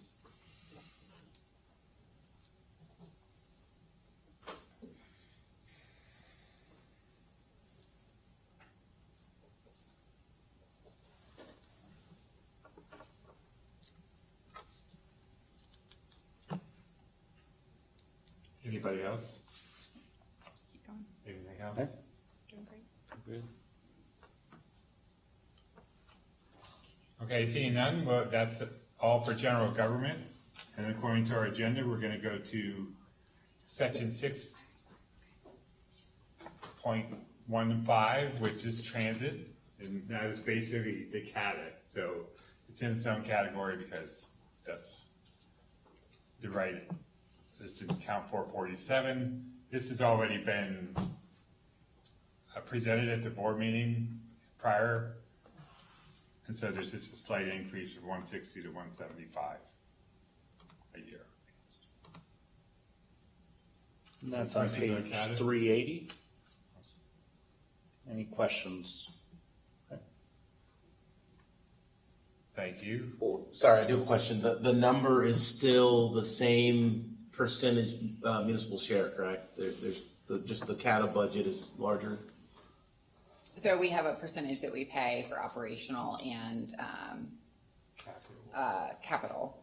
And it's passed by resolution each year. Generally, I think it's around June. So the numbers for Q1 and Q2 are determined by resolution that would have been passed earlier this year. And so we can pull that policy document if you would like us to for specific responses to questions. Yes, flag it, and only because I'd like to just make sure that this is we pay a municipal, so I was there. We have a percentage that we pay as part of the CATA says, all right, there's some federal funding, there's some state funding, local municipalities match that funding. I just want to make sure I understand that it's the budget grew for CATA and therefore this budget has grown for our municipal share. I absolutely understand and would like to just be sure that we can reference the policy document for accurate responses. And so we have flagged that and we'll bring that policy document for reference at the next discussion. Thank you. Okay, we'll move on to finance and tax. Scrolling down here, we just have wages. We have some minor office supplies, professional services of our payroll service, audit, some travel for conferences, dues memberships, and education and training. And then there's postage for tax collection, bond for tax collection, and a few ancillary costs for collecting taxes, printing our tax bills, etc. Did we skip over 6.2 and 6.14? I Oh, believe we apologize. did. We did general government and then we went right into finance and tax, so we can go back to 6.2 administration. I Thank you, Chair. apologize. Anything for 6.3? That was my department, so I was excited about that. Eager to get to that one, right? I was going to say, you were looking sharp too. I saw that photo of the finance director in that section too. I apologize. No worries. You're doing great. So I have to ask, the 2023 for your department was like super low. Is that kind of change the result of better accounting practices or leading the witness? Yeah. Why the change from 23 to 24 and beyond? I can share with you that the finance director position was vacant for several months, and so your assistant manager and township manager did a great deal of the finance. Outside of that, that's all that I can specifically recall at this point in time to acknowledge that our expenditures were likely a bit lower in the finance department for 2023. Did you look up 2023? No, I'm just looking the bar chart. Oh, I apologize. Yes. Okay. Yep. And 2023 also was the first year that the budget was put into ClearGov, so. Yep. Done by yours truly Yeah. and the assistant manager without a finance director. We felt it was pretty solid, but we are certain there were areas to improve. And now we see. And now that we have a finance director, yeah. But I will also say, all jokes aside, we also were, you may recall, we were assisted and had a great deal of support from our auditors, Baker Tilly. They were here regularly providing guidance and support.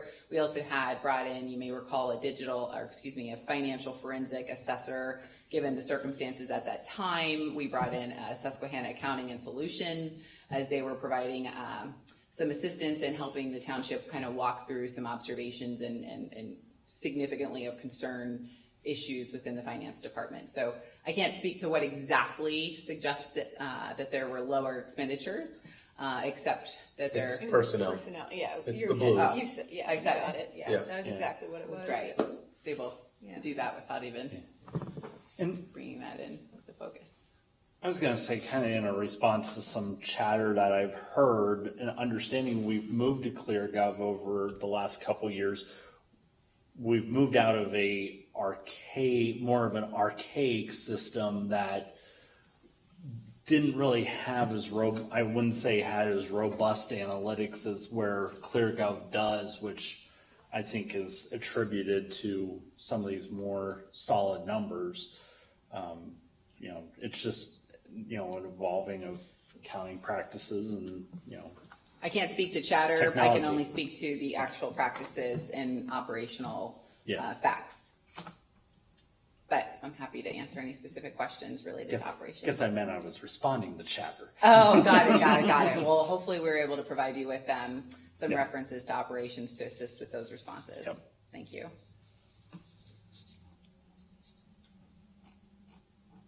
Any questions on finance and tax? Okay, we'll go back to administration section 6.2, page 201. Yep.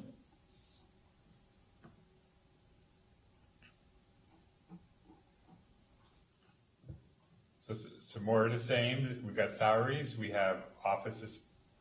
General expenses is basically employee retention, onboarding, and recruitment. We have some small computer and IT. There's professional services, communications, community engagement. There's travel, lodging, and meals for conferences. We have dues, subscription to memberships, and meetings, conferences, and continued ed, which is the registration fees for conferences. And you can see who we anticipate, what positions we anticipate going in legal services. I would note, if you're following along in the PDF, there's not comments shown, but if you are looking at the online version that Todd has, there is comments besides some of those items, just so you have that context. I believe Mr. Heller has a question. Yes, if I may. So the only thing that I have noted in this area, and this is more of a question, we can either flag it or come back to it, so it's up to you, Mr. Chair, of course, but the printed newsletters with the postage, not looking to get rid of it. I think it's a great service. I have a lot of good feedback, but I'm curious to make sure that we are only mailing those to residents of Ferguson Township. I've had some folks that have told me that, oh, I love getting the newsletter. And I said, oh, you're a Ferguson resident. And they say, no. And I go, interesting. So if nothing else, maybe it's just something to look into at a future date, is just ensuring that we are only sending those to Ferguson residents. And maybe we are, and maybe folks misspoke, but it seemed as though we may not be. I can't speak on any factual confirmation of those that are receiving the newsletter. What I can share is that when we extract the addresses, it's for property owners. So for example, if you're a property owner of a complex with multiple units, you may live in College Township as a property owner. I know that we have folks that are owners of several different single-family homes and or apartment complex, and so they would receive the newsletter based on their location of residence that they have on record. And so that could be one example that could create the scenario that you just mentioned. Outside of that scenario, nothing else comes to mind. Yeah. So I couldn't speak factually as to what may drive that result. And I would imagine it's difficult to actually confirm people's home of record through other things, or it would probably, again, just noting it, maybe for a future discussion. I would even say that we don't have to flag this one. I think this is probably enough of an engagement that it's brought to awareness and we can move on. Okay, thank you. And we certainly will encourage staff to just do a thorough review and make sure that we're, doing the comparison for confirmation on our end to the best of our ability. Thank you. I'd also add our boundaries are a little bit wonky at times if you get into certain parts of the township where 2 municipalities share the same road. Or same parcel. Or same parcel, yes. I would also note on the notes in the PDF, the numbers are on one page, and then that's one of the limitations of the PDF. The notes are further on. Continue down pages, but it's not reader friendly. That's one of the reasons the PDF is not very user friendly. Any more questions on administration? Anything? Okay, and under administration, we also have employee benefits and insurance, and that's in section 6.14.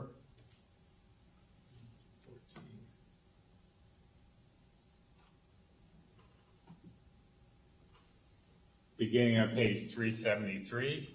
And the reason I wanted to point, these are all basically mandatory costs. I just wanted to point out the health insurance. We had the projection in there, 25%, and you can see in 2025, where it goes from $1,461,000 to $1,755,000. So there's a remarkable change there. I just wanted to point that out. That's the reason I wanted to review this section. The rest of it is FICA taxes, and really there's there's insurances, and all our workers' comp insurance and other insurance are all under review currently. So those are just projections based on historic or known items.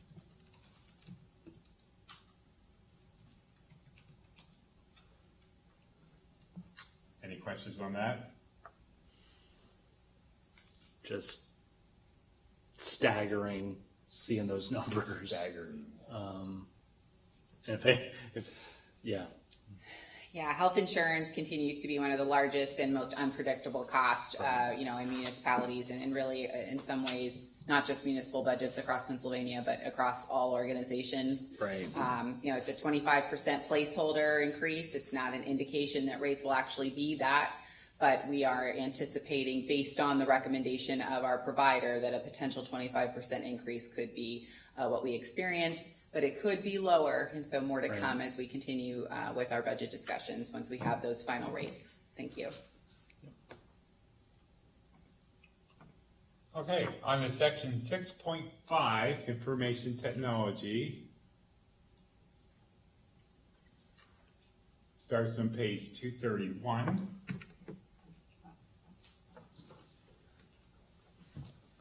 So we always begin with salary and wages, and then we go down to equipment maintenance, which is all our software and services. So you can scroll down through. There's everything is everything is consistent across the board.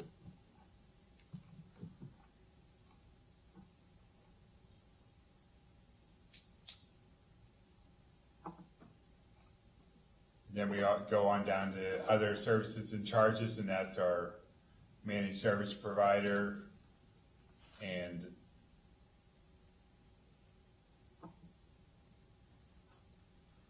some other items for Kaseya. And then there's some capital purchases for replacement monitors, etc. And down towards the bottom in Fund 30, there's the items from this capital improvement plan were imported in.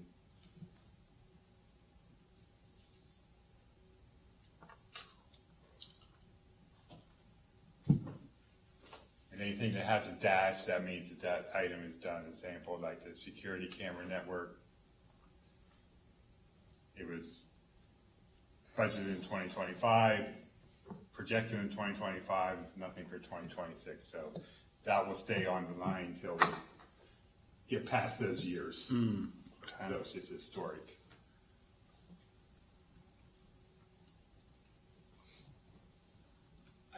Can we answer any questions? We will recognize Mr. Heller. Yes, sir. Yes, thank you. So I'd like to flag the CDI Laserfish licenses.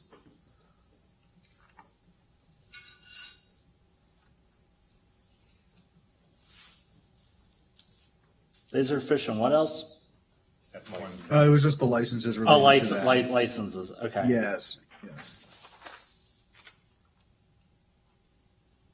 Anything else? Check my notes. Yeah, I'm just checking my notes. 1 second. Apologies. Scroll down.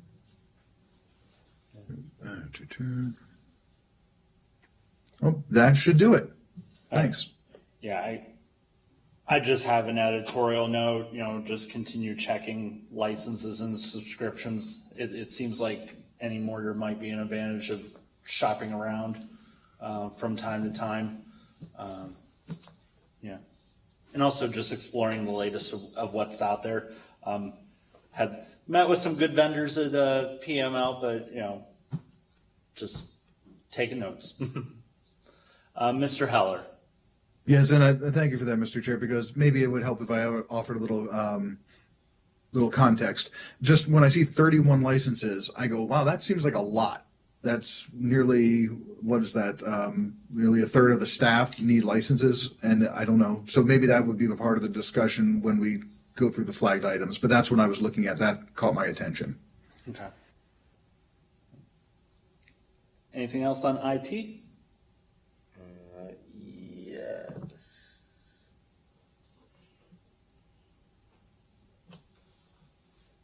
Triple checking.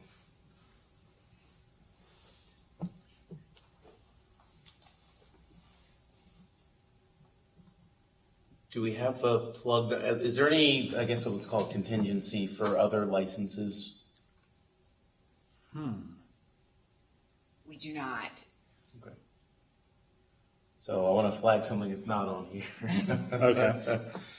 And quite frankly, we're in an age where generative AI there's some applicability, there's some use cases that I know 100% because I'm doing it. There's some efficiencies to be had within the team. And so we need to start doing that writ large. Yes, if the board will make a note to be discussed, and if the board would like to present an allocation for additional licenses, we will happily accept it and do. Okay.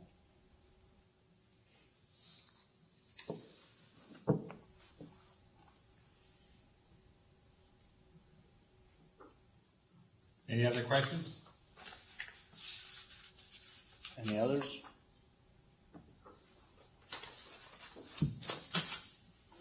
Now, as we may need to do some trade-offs for allocating this money, but Yeah, we'll fine tune. so it may open something back up. I'm not proud, that's where my brain goes, is something else might have to shave off a little bit here and there to find some nickels for Gen AI licenses.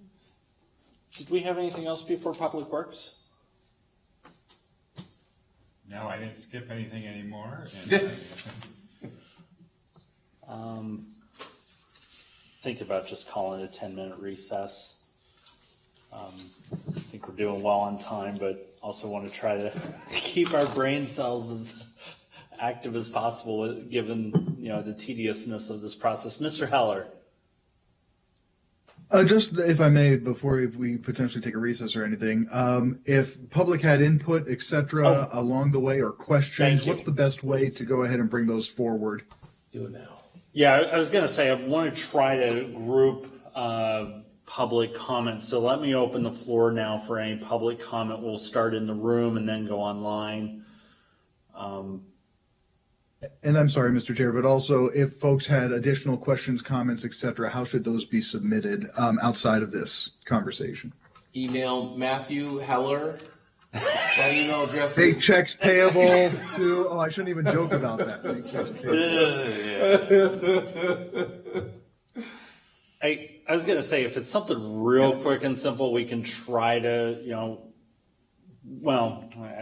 I should ask the manager. She wants to respond to real quick, simple answers. But if there is certain questions, we may need to take note of them, do a little bit of research and get back to you. But we'll welcome opportunity for comments, questions in the room. I was going to say questions may be better put through email so that we can be able to direct them to the appropriate staff person and experts and get back to you. And even be able to answer them in a future meeting, because it might be a question everyone else has. So, Thank you. I appreciate it. Again, I think it's just an important thing for folks that are listening and want to contribute. Right.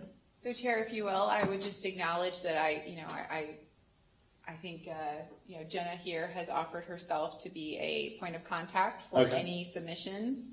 So we can certainly make a note on the webpage where we have announced the budget, the proposed budget, and just acknowledge that if there are any comments from members of the public that they would like to submit directly to Jenna, we can forward them to finance that can be presented for future discussion and acknowledgement. All right. I was going to say I couldn't agree more.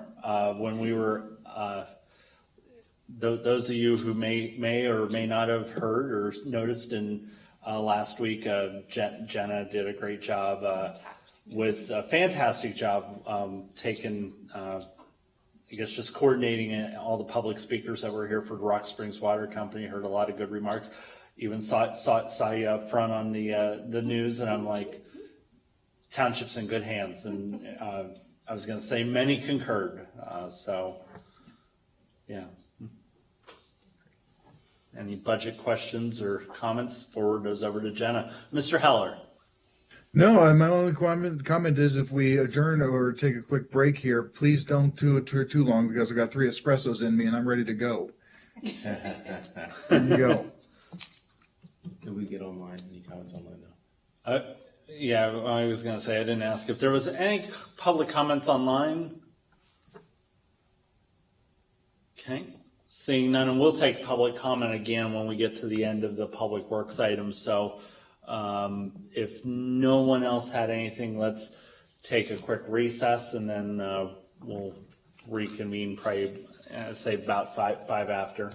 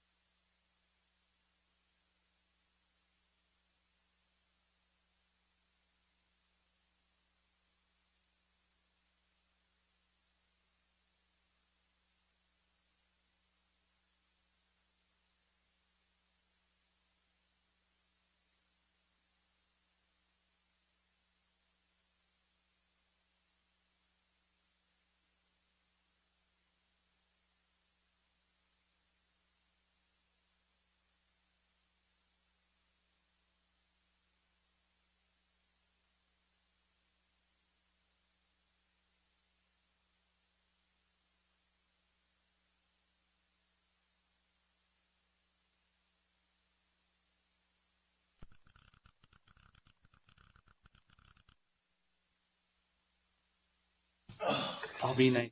Chair Emeritus, because she never. Emeritus?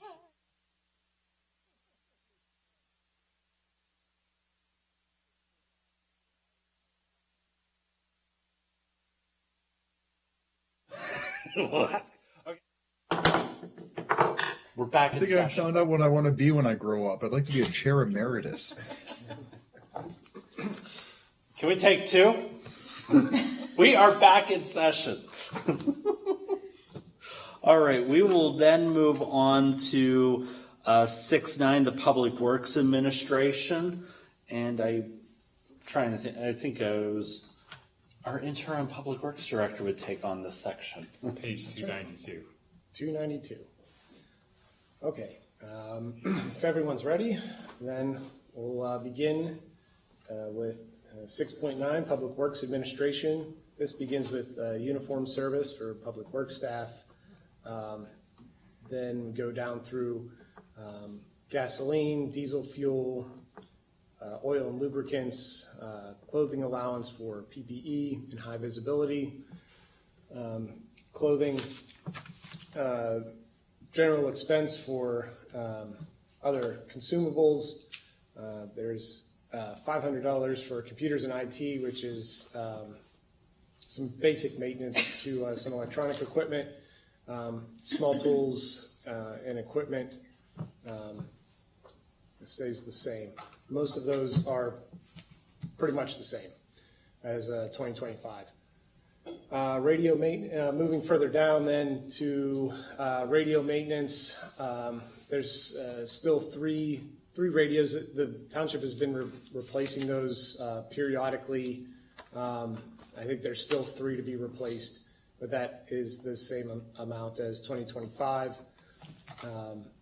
Then we get into the travel, lodging, and meals for conferences and other training, equipment rentals. These are just general rentals for equipment that Public Works may not have and may need to get a hold of. There's a slight increase just due to the price of rentals. Dues, subscriptions, and memberships. APWA for the road superintendent. Contracted services. One new item for this year would be the GPS cameras for the Public Works trucks and vehicles. Help for better tracking, fleet management, cameraing for accidents, things like that. So a pretty robust system for the fleet. Towing.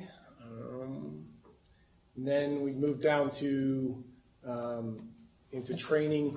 This is a little bit different than last year. It's something that I've been reviewing, spending a little bit more time reviewing.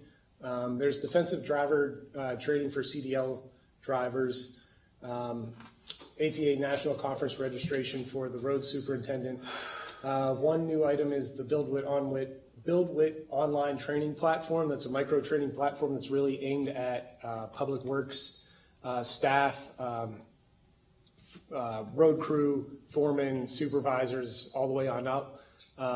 Really, one of the benefits of it is to help streamline and standardize onboarding training for new staff.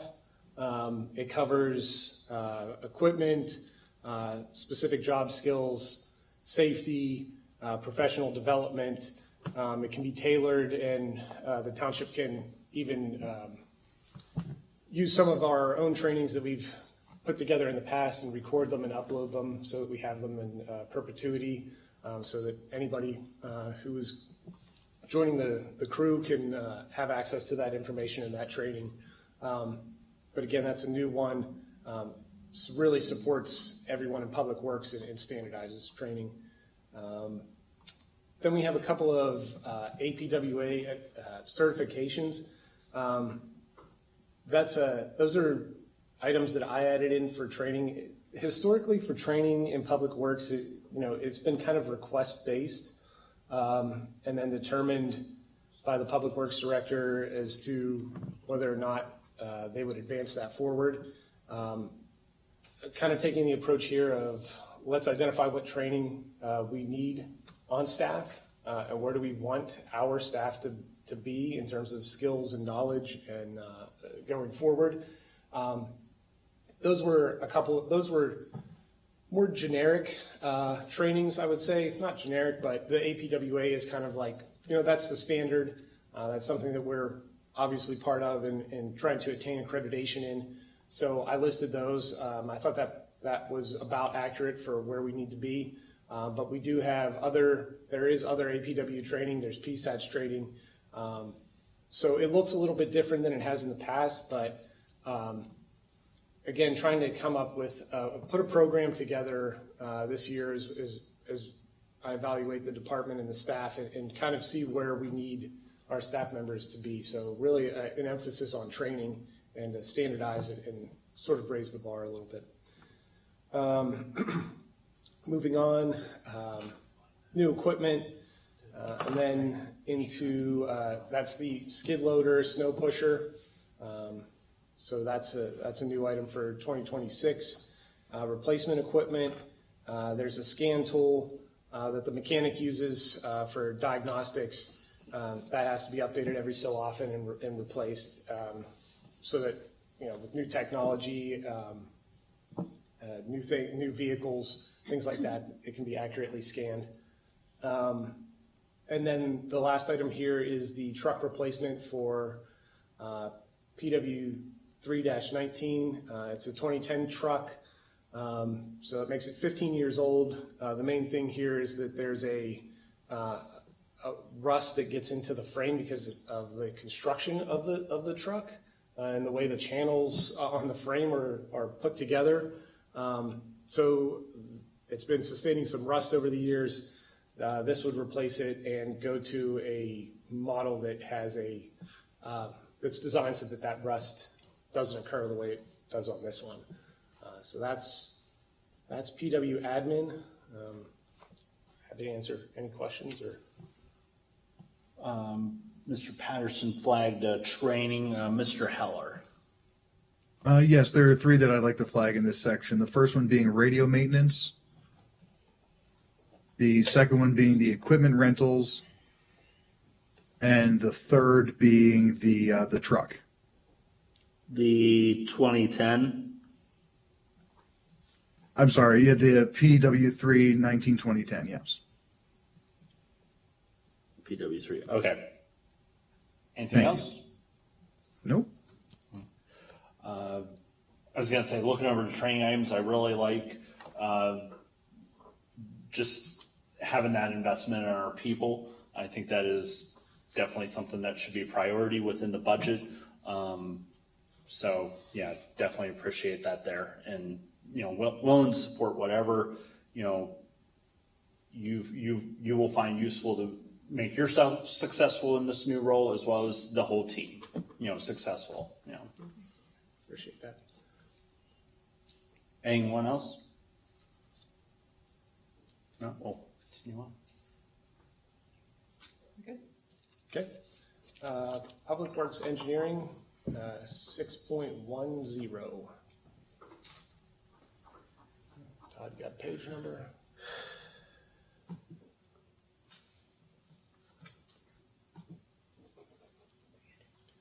Page 300. Okay, so this will look a little bit different this year, but we start out with salaries and then move on to office supplies, PPE, general expense. This line item includes the cost for accreditation, the accreditation evaluation within APWA. Equipment maintenance, that's just general calibration of some engineering equipment.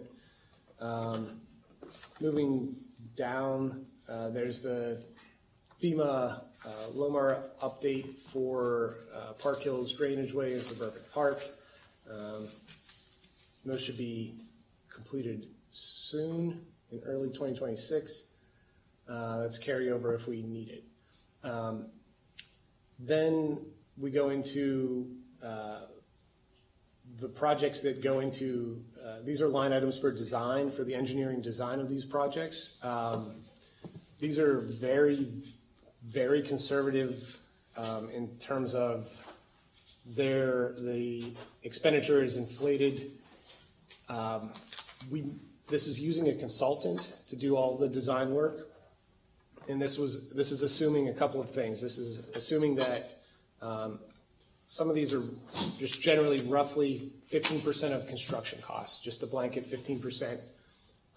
Other ones are identified and worked out based on what the top hourly rate for an engineering consultant would be. So in many of these cases, in all of them mostly, or actually, depending on the time period in which we have a township engineer onboarded or the amount of design needed. So depending on the consultant, we may not need to, it may not be the top rate for the engineer. It may be done by a draftsman or something similar, a designer that can do that at a lower rate. So this would be, so to speak, this would be like a worst case scenario rate is what's here. I don't anticipate us going to the max on all of those, but nonetheless, that's here just for reference. So that's just what that would look like in that event. I found my Gen AI money. There you go. Yeah, maybe they can seal. Can they stamp and seal and get AI stamping that thing? But yeah, so this is all of the projects. This just reflects all of the projects that would require design work throughout the year. So again, it looks different than last year where we would have done this in-house. I can answer any questions about this area specifically, but that's kind of the model that we're looking at for right now. So that'll have some variability to it.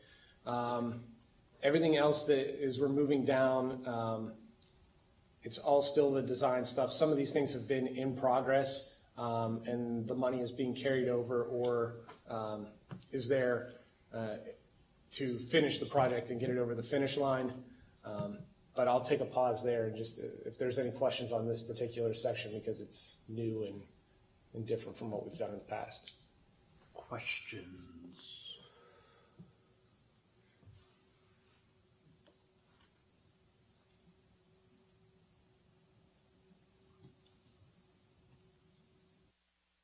Chair, it appears Supervisor Heller has his hand. Ah, Mr. Heller.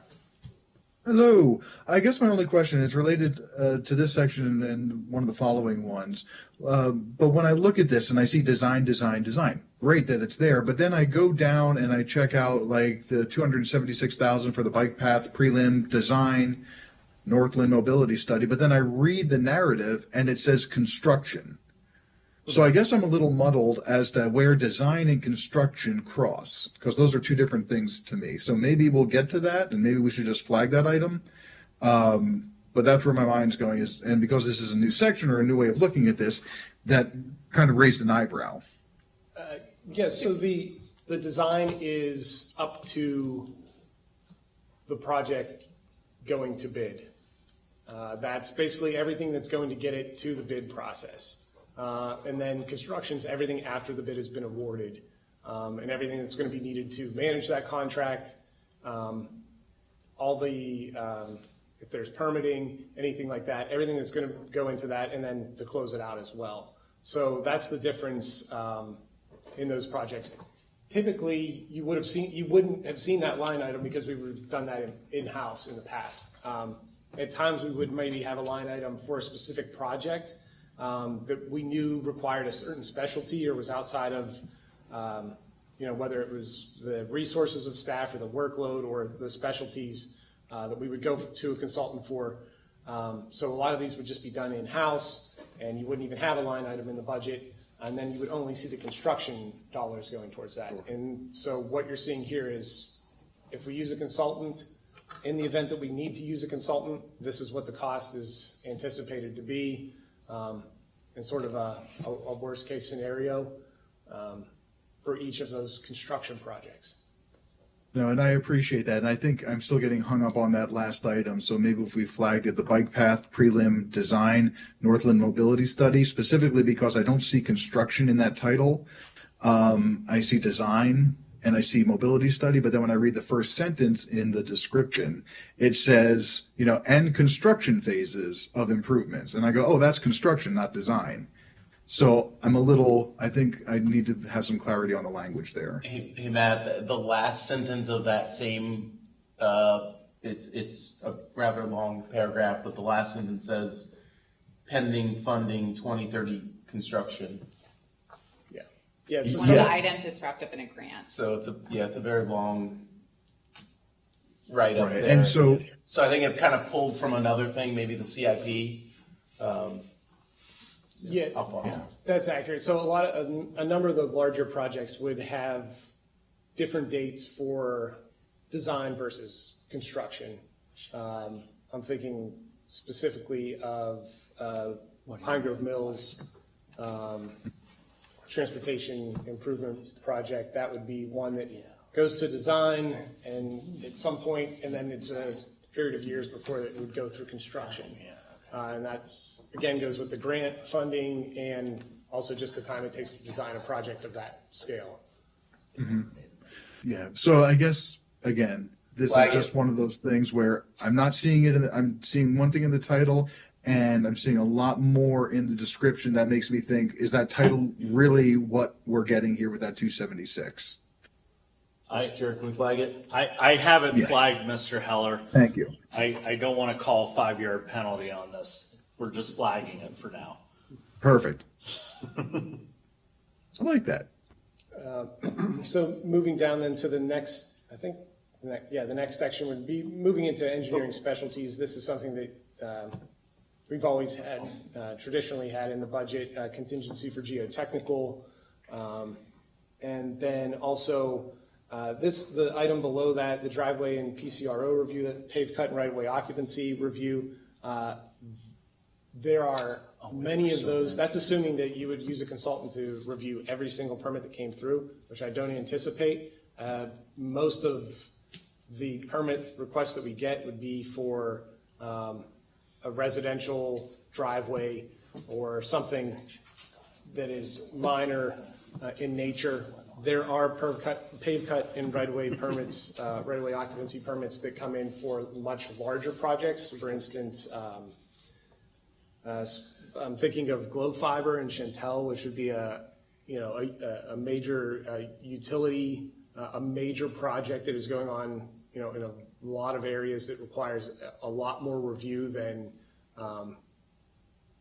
what it would take to put a driveway in a residential area. So that's kind of what that's covering. Again, that would be much lower than what's listed here, but in a worst case scenario, again, that's kind of what it would take.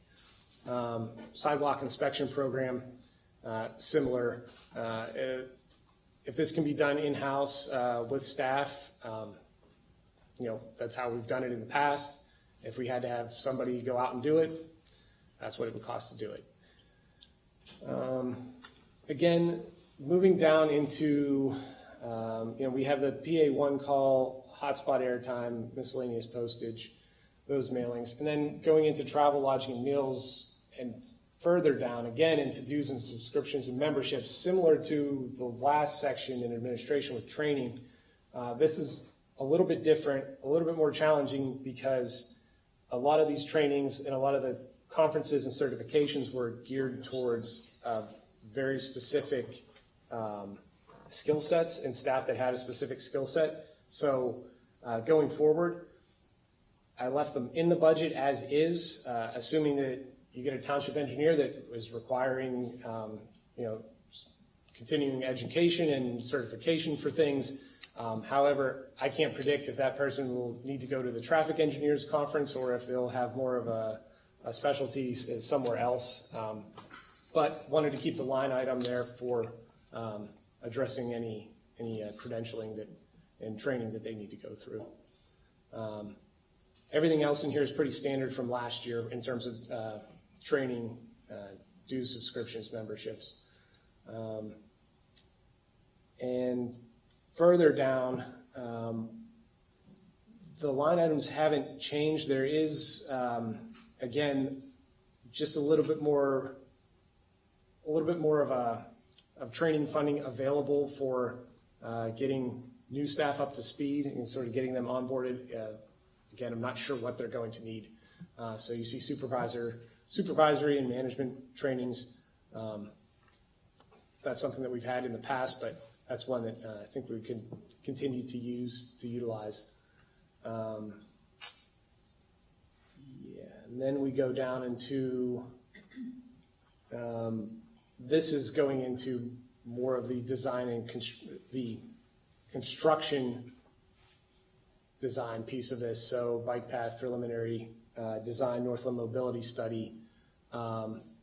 This is where we're getting into the actual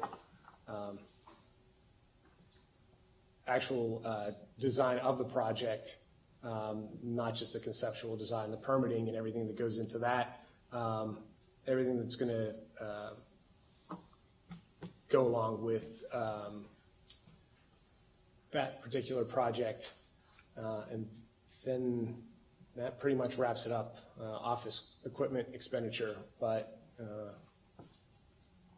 yeah, any questions on what we have there? We just finished page 310. Any questions? Just a note that in this section, is significant. I'm looking at the expenditures by fund, and this was prior to this year substantially funded by stormwater revenue. And I think in bringing down stormwater revenue, repealing that, we then also brought down for 25 the funds being expended in this section. And it looks like we're back up fairly drastically. So I had to think on this just a little bit more, but I'm to some extent concerned that we don't have the revenue. We have expenses more than expenses last year without the revenue to back it up. Chair, if you don't mind, I recall during our discussions for the CIP, the board actually motioned to increase stormwater infrastructure, pipe video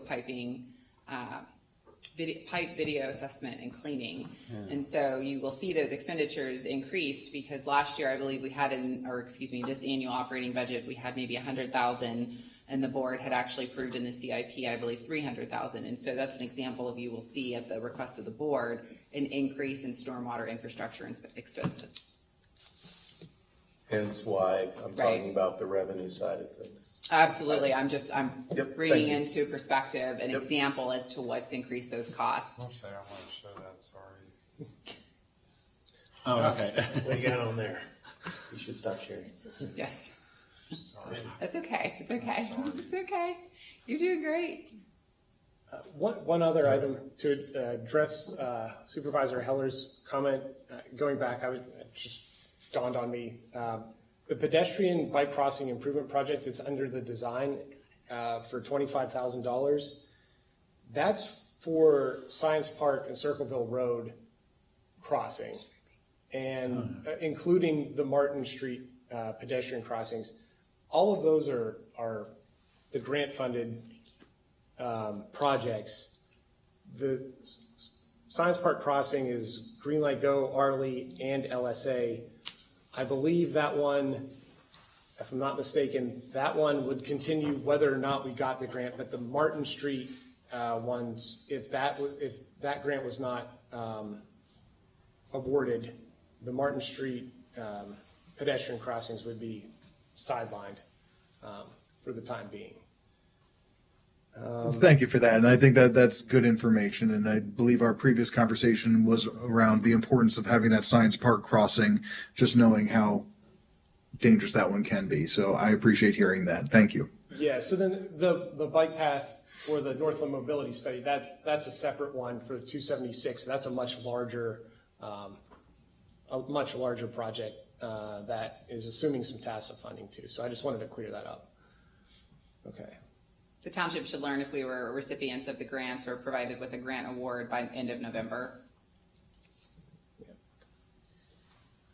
Okay. If there's nothing else on that, we'll move to buildings and assets. Okay, start with salaries and wages. Operating supplies, this is pretty much flat all the way through for compared to previous years. Cleaning supplies, personal protective equipment, some repair and maintenance, roof inspections, pest control, HVAC, fire extinguishers, halon, general building and grounds maintenance, overhead door inspections, central station monitoring, carpet cleaning, building inspections, various inspections that go on there, backflow prevention inspection, generators, boilers, underground storage tank, vehicle wash system, pump out vehicle wash sediment, building controls, door fob system, replacing one overhead door opener, building one, replacing the got ahead of myself, that was the previous year. Underground storage tank testing and safety inspection of in-ground lifts. Anything on that? Any questions on those? We're on page 327.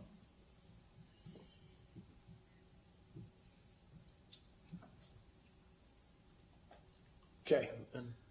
We can always come back to it too. I just thought I'd take a pause there. Then we have phone opt-out, electricity for each individual building, natural gas, water, refuse, recycling, so all your general utilities, contracted services. We have the two custodians on staff, if one needs to be out or both are out for a period, this is funding to assist with that. Moving into capital purchases, flooring, meeting room doors, replacement of the salt shed roof, and then there's $50,000 for the solar power study. I believe that was to determine the viability or the feasibility of expanding solar performance and within the township and in the township facilities and using possible solar power generator backup, battery backup on Public Works Building 6. Building maintenance. Sorry. Can we flag that? Sure. Thank you. Solar study.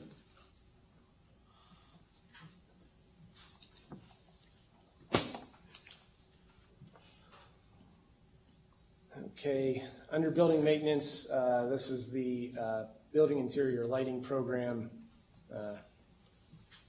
The access doors to install above the fuel island. This is in the fuel bay of Building 6. There was an inspection performed for fire suppression, the fire suppression system. There was no way to access the facility or the area that the inspector needed to access. So working to get that resolved and get access panels put into that. It looks like that was just something that was, yes. Sorry. Supervisor Heller has his hand raised. Yes, and it was because I heard Supervisor Patterson jump in there, so I was just going to essentially flag everything in capital purchases, excluding the items under the Wellness Fitness Fund. Okay.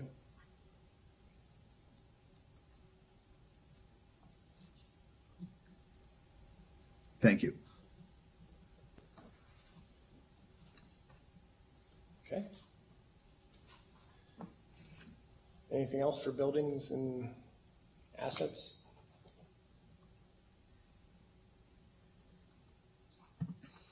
Okay. Moving on to urban forestry. Page 332. Okay, beginning with, as per usual, salaries and wages, moving into operating supplies, personal protection equipment, general expense, supplies and materials, and small tools.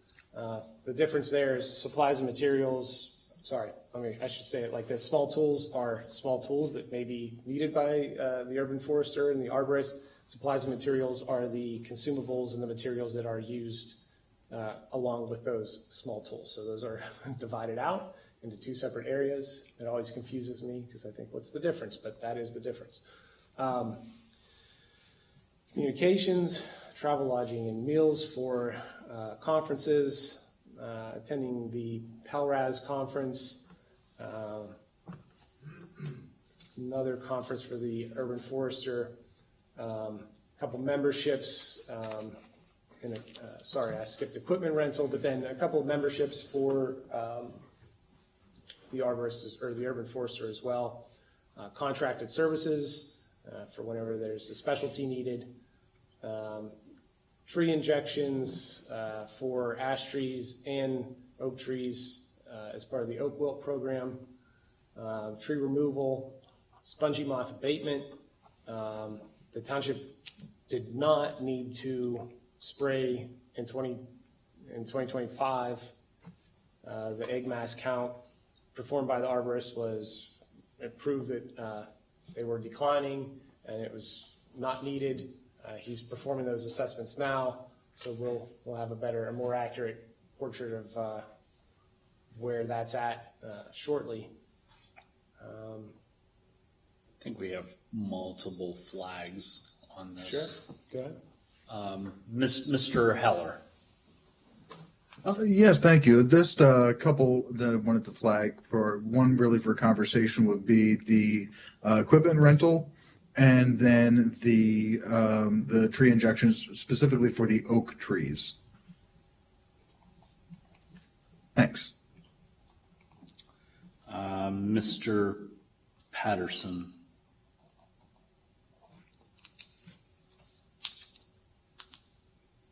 Same. Okay. And in fact, let's just do all contract. All contracted services? Correct.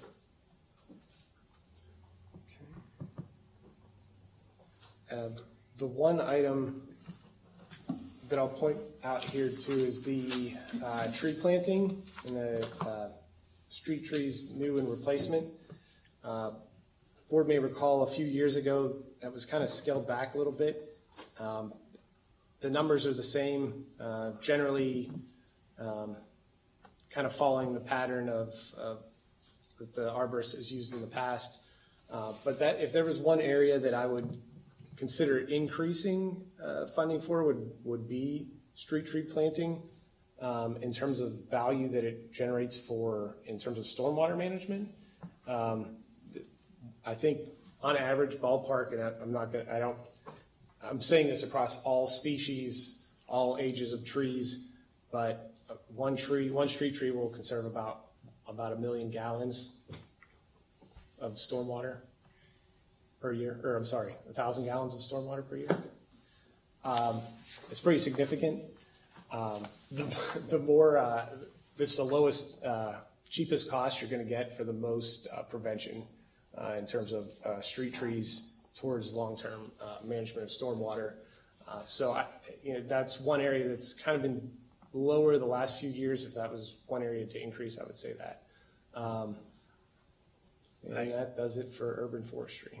Yeah, I do recall, I believe a few years ago, we decided to keep street trees flat because I'm trying to think, I think the budget that year, there was like a certain amount of trees, but it had gone way up. So we were just kind of like, let's keep the funding from the year prior, give the staff the autonomy as to where, plantings should be necessary. So I guess it's up to the board, do we want to hash this out tonight or do we want to maybe revisit it later? Or actually, is the funding increased already? It is increased from the previous year. I think that's still below where we were Yeah. before. Maybe just flag it. And Okay. Go back to it, because then we'll have a little more information on the other expenses.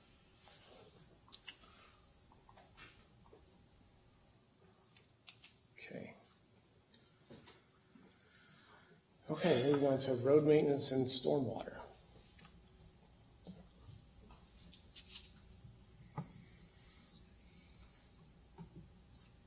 Get the page here for a moment. 342. Bingo. Okay. I couldn't help it. Beginning with salaries and wages, as usual. Moving into chemicals, supplies, general expense, repairs and maintenance, street signs and supplies, PPE, mechanic small tools, repairs and maintenance, materials, a general expense related to specifically to stormwater, materials for that as well, chemical and supplies for winter maintenance, that's for salt, brine, those types of things, and then supplies and materials related to sinkholes. Traffic signal charges, sorry, I think that should be traffic signal. Yeah, traffic signal charges, so the electric charge for the traffic signal. Traffic signal repairs, conflict monitor calibration. So again, that's those are items that previously the township engineer, who was quite the expert with traffic signals. That's something that would be done in-house. That's something that may or may not be needed to that level. It's possible, but sometimes we used it in the past anyway, if there were specific changes that needed to be made that were beyond the scope or the workload of the township engineer. That's an item that had been utilized in the past anyway. So a slight increase there. Let me see here. Outside repairs. So I will take a minute to acknowledge that Ferguson Township will be engaged with State College Borough for shared services for continued maintenance of our traffic signal, emergency repairs, and ongoing maintenance. And coincidentally, it will continue to be likely our current traffic signal maintenance staff member, only through shared service agreement with State College Borough. And we do have another agreement with another firm that provides traffic signal ongoing maintenance as needed, and we will be continuing to evaluate to determine if that agreement is still a sustainable and appropriate method to maintain traffic signal maintenance outside of emergency repairs, which again will be done through shared services with a contract with State College Borough.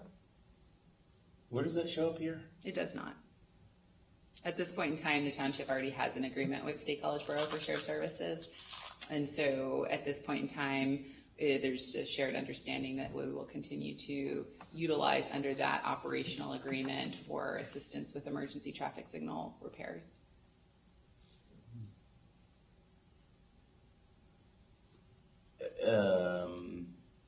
It's not an allocation of, there's nothing here presented in the budget for board consideration or discussion. It's through shared service existing agreement.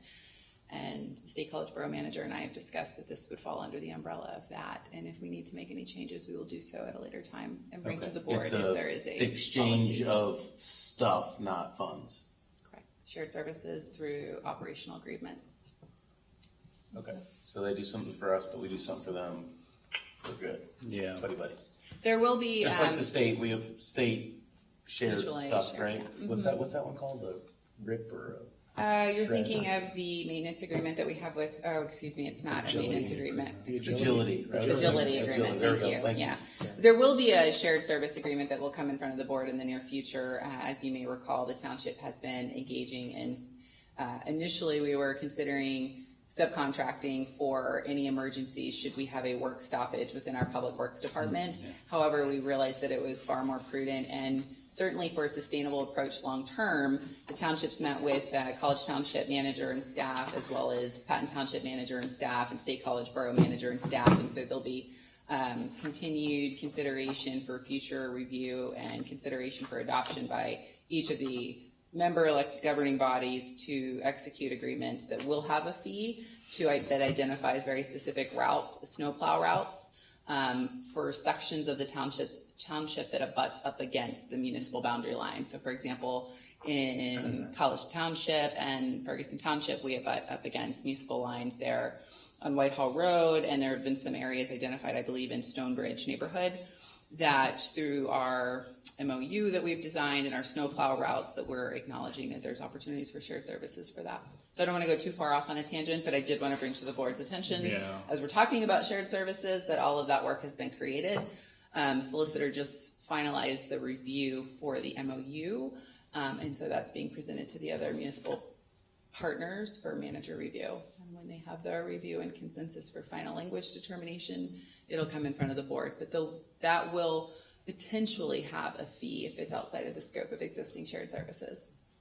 I was going to say that is a pretty smart plan, especially if there is ever an unfortunate circumstance where, say, access to our building is closed off and our plows are sidelined. We have recognized that this can actually be put into play for multiple reasons outside of what maybe our current circumstances had been. Right. And it works both ways, right? And so being able to have that readily accessible in each municipality, there's within our agreements, you'll see in the future, for example, College Township might consider coming here and getting salt in that type of an emergency situation.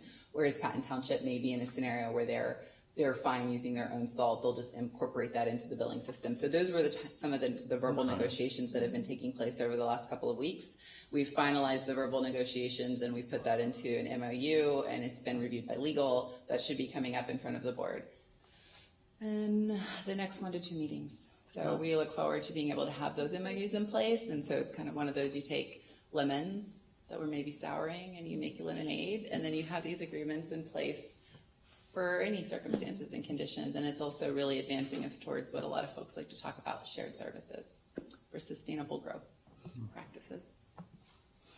Sorry, James, I didn't really want to sidetrack us too far, but I thought we'd take that discussion for traffic signal or emergency repair, shared service agreements. Absolutely. Discuss that. Thank So you. I apologize, but the shared agreement is, You want it now?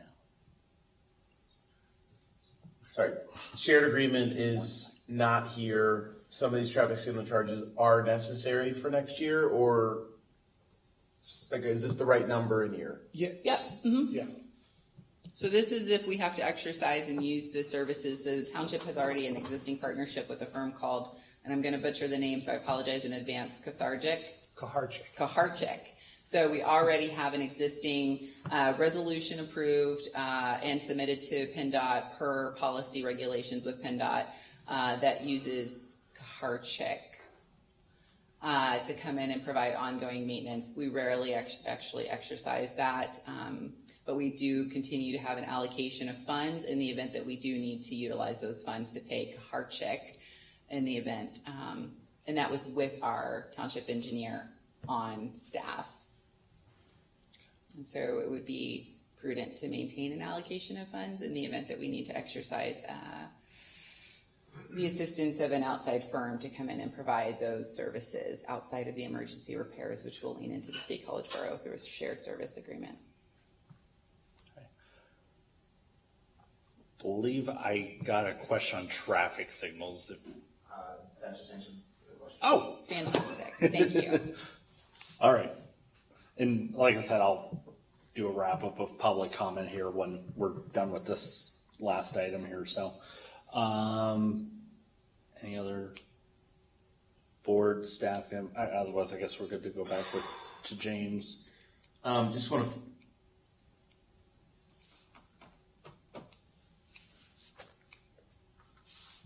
You want to flag something, you can always rescind it too. Yeah. Or rescind the flag, so not the item. Other service charges, I think, writ large. As I'm hearing kind of the narrative here, it sounds like that there's, I'd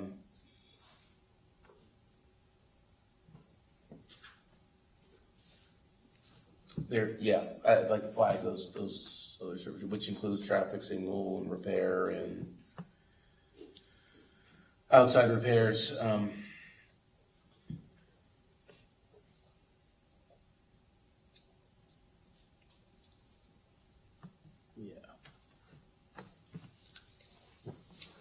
Mr. Heller. Yes, I've just got a couple that I was looking to flag here, but were we still working our way through, or are we taking those comments here? Because I've got just a handful. Good either way. So, okay, so one of them would be flagging the Sycamore Drive turnaround, as well as the guide rail repairs and replacement.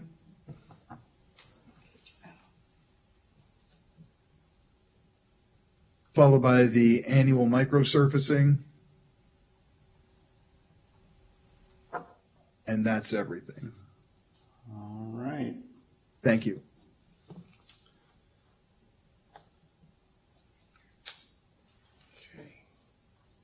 Okay, continuing on then, I believe we left off with, there's mechanics training and the Fleet Technical Conference, cell phones for use by the Public Works staff. Travel and meals right away. Sorry, that was the previous year. Sorry. Disposal of materials. This is from street sweeping operations. The sediment material, disposing of that properly. Equipment rental. And then we get into the video assessment and cleaning of corrugated metal stormwater pipes. $300,000, $10,000 for the duck pond CPI deposit to maintain and establish funds for the future. Capital construction, moving into reconstruction of stormwater inlets. From time to time, there are stormwater inlets that need to be reconstructed. Stormwater pipelining program. So after they're videoed and cleaned, then they need to be the ones that are identified as being a problem are lined. $500,000 for that. West Chestnut pipe. This is a pipe that needs to be replaced on West Chestnut. Staff was anticipating getting that done in-house in 2025. The line item here, the $37,000, is for basically carrying the project into next year. If we're unable to get it done in-house with staff in 2026, that's what it would be. That's what the cost would be anticipated for with the consultant. Moving down, other construction costs. So the Blue Course Atherton Signal Improvement Project. This is a grant, Green Light Go Arley grant. This is for the construction of that project. You would have seen the design, cost of finalizing the design. Most of that is close to being completed, but this is one that we get moved on relatively quickly. That's a high priority one. Sycamore Drive turnaround is Mr. Supervisor Heller flagged, carrying that one over into 2026, similar to the West Chestnut Pike. The bike and pedestrian improvements, Science Park Road, this is the complete construction cost for that project. Hey, James, just a small break for just a moment. Sure. I'd like to flag both of those, the West Chestnut pipe and then the seal coat and pavement repair for bike paths. Because the rationale is if we have staff shortages, this is the cost, but if we have staff shortages, that means there's funds to put toward a contractor doing that work. So I don't believe $37,000 is the number. I think cancel that. It is the number. The source of those funds will be different, and I just want to make sure we have that clarity around the source of those funds. Sure. Because it's not going to be net new dollars. It would be dollars that aren't being spent in another place. Okay. Road paving program capital construction costs, $325,000. This is, if you look in the CIP, this is much lower than next year's cost. So if you see a discrepancy, I think the board had pushed some streets off of 2026 and pushed them back. So this is Lynn Street and Terrace Circle. So paving those two roads. And then the next few items that you see, repair or line stormwater pipes associated with paving projects, that goes along. Those are projects that are reviewed and go along with any paving project that we do. Martin Street pedestrian crossing, again, that's the construction cost for the Martin Street pedestrian crossings that are associated with Green Light Go and Arley grant as well. Assuming that we get that grant, if we don't get it, that would be shelved. $20,000 for pavement marking eradication, guide rails repairs and replacement, the micro surfacing program 484. I think that one's already been flagged, but yep, standard operating procedure for that one. The micro ADA compliant curb ramp. So with micro surfacing, anytime that a road is touched by the township, whether it's paving or micro surfacing, that gets ADA compliant curb ramps installed as well. So that kind of goes along with it. They're joined at the hip, so to speak. Down through here. Okay, and that takes us down through, that's everything for capital construction at that point. Ms. Strickland. I wanted to flag the video assessment on page 349, that was 300,000, and the pipelining on page 350, that was 500,000.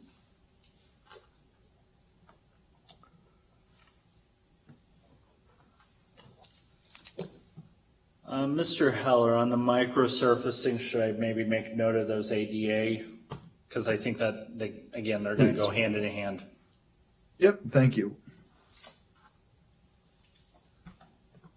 Any other flags?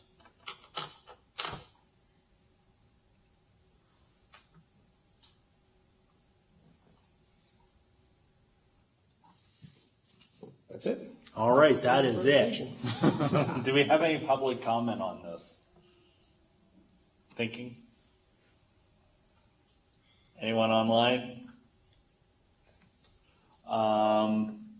Okay, so that brings us into 3 hours. I was going to say anything else. I kind of am somewhat would be in favor of maybe going in another hour if there was anything we can circle back on to try to not like pile ourselves at the end, but you know, that's going to be up to the board. Otherwise, you know, just guess take any general comments or any additional flags, and we'll then go into communications to the board. So let me just make sure I understand what you said. You were thinking maybe we hit another section or two. Or, well, if there was any, I don't know if we wanted to even go through, I was going to say there wasn't too many flags when it came to like the first part, you know, prior to Public Works. Maybe just hitting on those, but that's okay. Just trying to, just want to try to avoid that 8-hour meeting we had from last year, agree. getting down to the very end. I But understand. I think the You know. flags give staff an opportunity to go back and look at Right. them, as well as the other board Yeah. members, And- to see what's been flagged to consider before we come back. And I acknowledge that this is going to kind of lead to homework assignments as we go through each section. I totally respect that. So, Mr. Heller's online. Yeah, just +1 on what Lisa said there. I think, making sure staff has the time to go ahead and look back and think about questions and, be prepared for conversations. I think just following the normal procedure makes sense. Well, I have a slightly differing opinion, but it also doesn't lead to we should stay here another hour. My slightly different opinion is that staff work their patooties off to put this together, and so the question is, how ready are we, Madam Manager, to talk about some of the flags? Or do you agree that we should wait till the next meeting to talk about some of the flags? I believe that if the board would like us to be able to provide factual references for some of the inquiries that were submitted, it would be good to have that time and space to go and pull policy documents. But if the board decides to have conversations, we certainly can provide responses to the best of our ability. I don't have a preference. But I would say that I would suggest that our planning and zoning director would be good to lead. Sorry. She's welcome to stay, I of know course, that- but I would So I know- imagine she's excited to lead, yes. I know one of the flags was CATA, right? Like somebody's got to go and pull those meeting minutes for that CATA meeting saying, right? So I Yeah. get that one. Are there others that we want to talk through now? If not, yeah, I agree with you. Let's Yeah.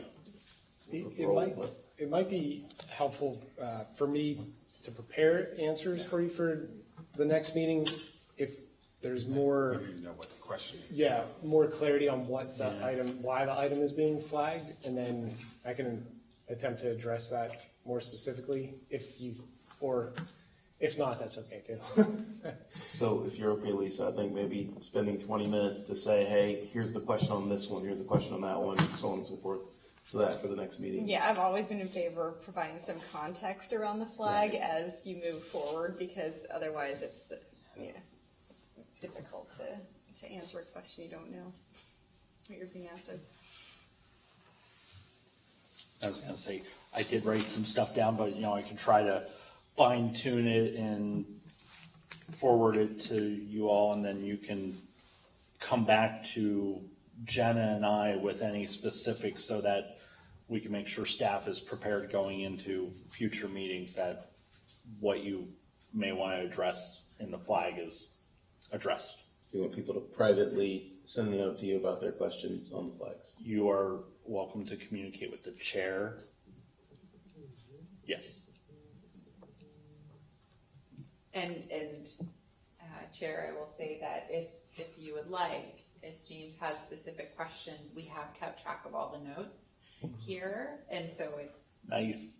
yes. So please don't feel compelled to have to do that. Okay. We keep track of the flagged item, who flagged it, and then we try to even get the account number here. So Okay. we have a breakdown of that. I will lean into James in his comment if he would like clarification or more context that might be helpful for simply being able to come Right. back to be responsive. Like I know, for example, radio maintenance was flagged, and I don't know that there was a lot of context around that. So maybe to James's point, it might be helpful to understand what the inquiry is, so the research around that flagged item can be more properly researched and brought back for the board. And Mr. Heller had something. Maybe Yeah, no, I'm why just the gonna radio propose- was flagged. Right. No, actually, I'm just going to propose that if we could just go through that list, and say, hey, Matt, you flagged this one. Why? And then we just document. This isn't really for discussion, just documentation for clarity, and then we move on. Okay. I mean, we're talking a small investment of time that can probably save us some time down the road in revisiting conversations. So I would be a fan of that, and I'm happy to go ahead and start with that radio comment. And if folks had a running list of the things I flagged, I mean, we can either do this by supervisor, Mr. Chair, or, by where they're added. However is best. Yeah. Did you want me to start with the radio one?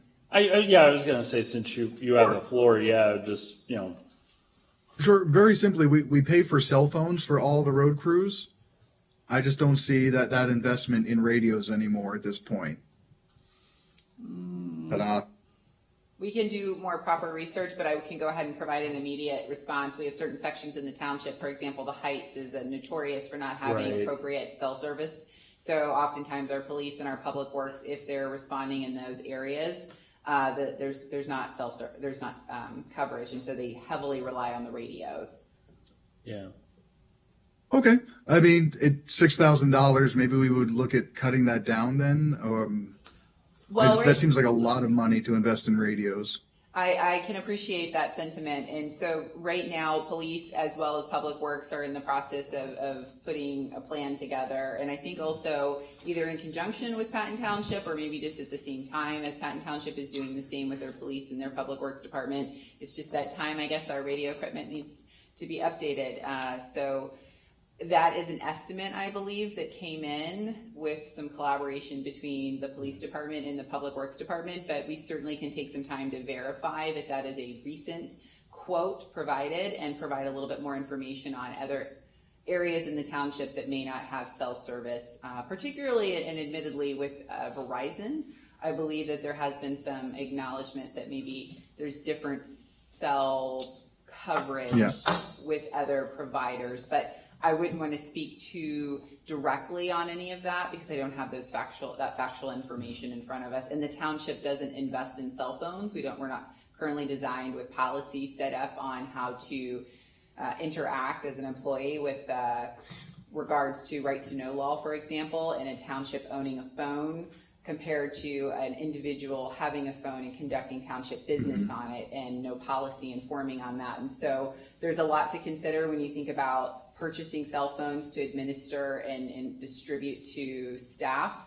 And it's been an item that I have given considerable thought each year for various reasons. But at this point in time, we provide a stipend to the employees that request. Right. And that allows the employee to use whatever cell phone provider that they would like. But generally, you see the majority of folks do not have proper cell phone coverage when out at certain locations specific to the Heights, as an example. Okay. And so if I may, maybe we don't want to do it this way because I was just providing context and then I thought we were just going to move on to other items. Thank you for that. So I just, no, I wasn't sure. And again, because we could be here a very long time kind of doing those things if we're going to assess and go walk through each of the items again like that. Yeah. So did we want to continue down this path or no? As long as we can keep it short, I would say. I'm pretty intent that we will be wrapping up this meeting at 10. I don't think it's I'm going to not take going to go 15 after 10. Yeah. So, I mean, I'll stop and then I guess wait till I hear another item that maybe I flagged or you let me know. Anything else we want to add context, Joe? The list I have for public works items would be, training was flagged, if there was specific context in regards to. That was me. And it was, again, around the narrative of like, I'm just going to leave it in, but I don't know what yet. Sure. I would, yeah, I'll pause there. Yeah. Okay. Equipment rentals? Yep, very simply, I just want to make sure that we're looking at Ferguson Township businesses, those that are in the township for our rental equipment. Okay. The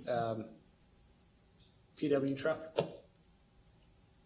That would have been you, Mr. Heller. Yep, that was me again. I'm wondering if we might be able to push this one off, just generally speaking, with budget concerns at the state level and federal funding and a whole bunch of other things. I'm just really looking at not investing too much in equipment or things that the public doesn't utilize or have access to. So that's a general statement there. Sure. So looking at pushing that one off maybe. Okay. Solar power study?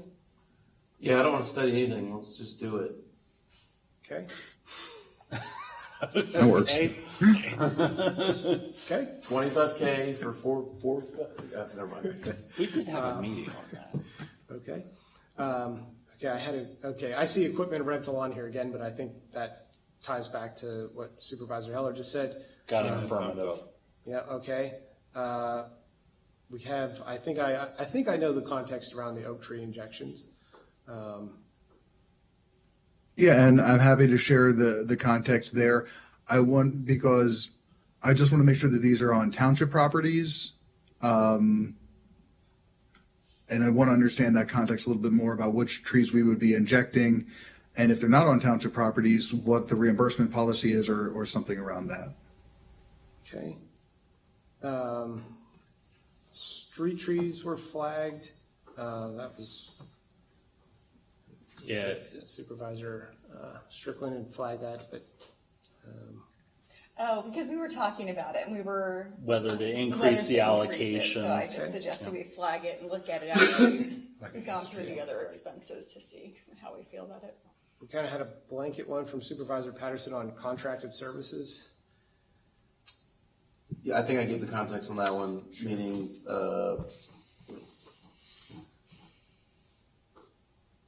yes, those were the contracted services, and the explanation was because we had staffing shortages, and so it's not net new money for those contracted services. I just want to make sure that's abundantly clear.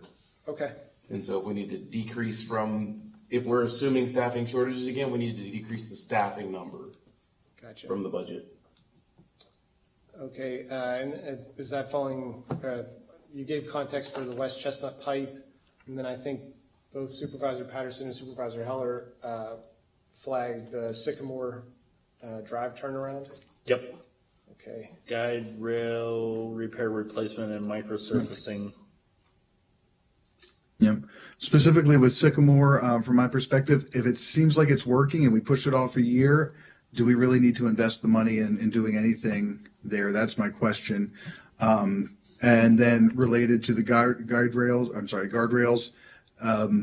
again, just looking at our normal spend, I think this is only an as needed. So maybe we reduce that to about 5,000 would be my recommendation. Only in extreme cases, because I think insurance, if there are accidents, takes care of that as well, or at least as part of settlements.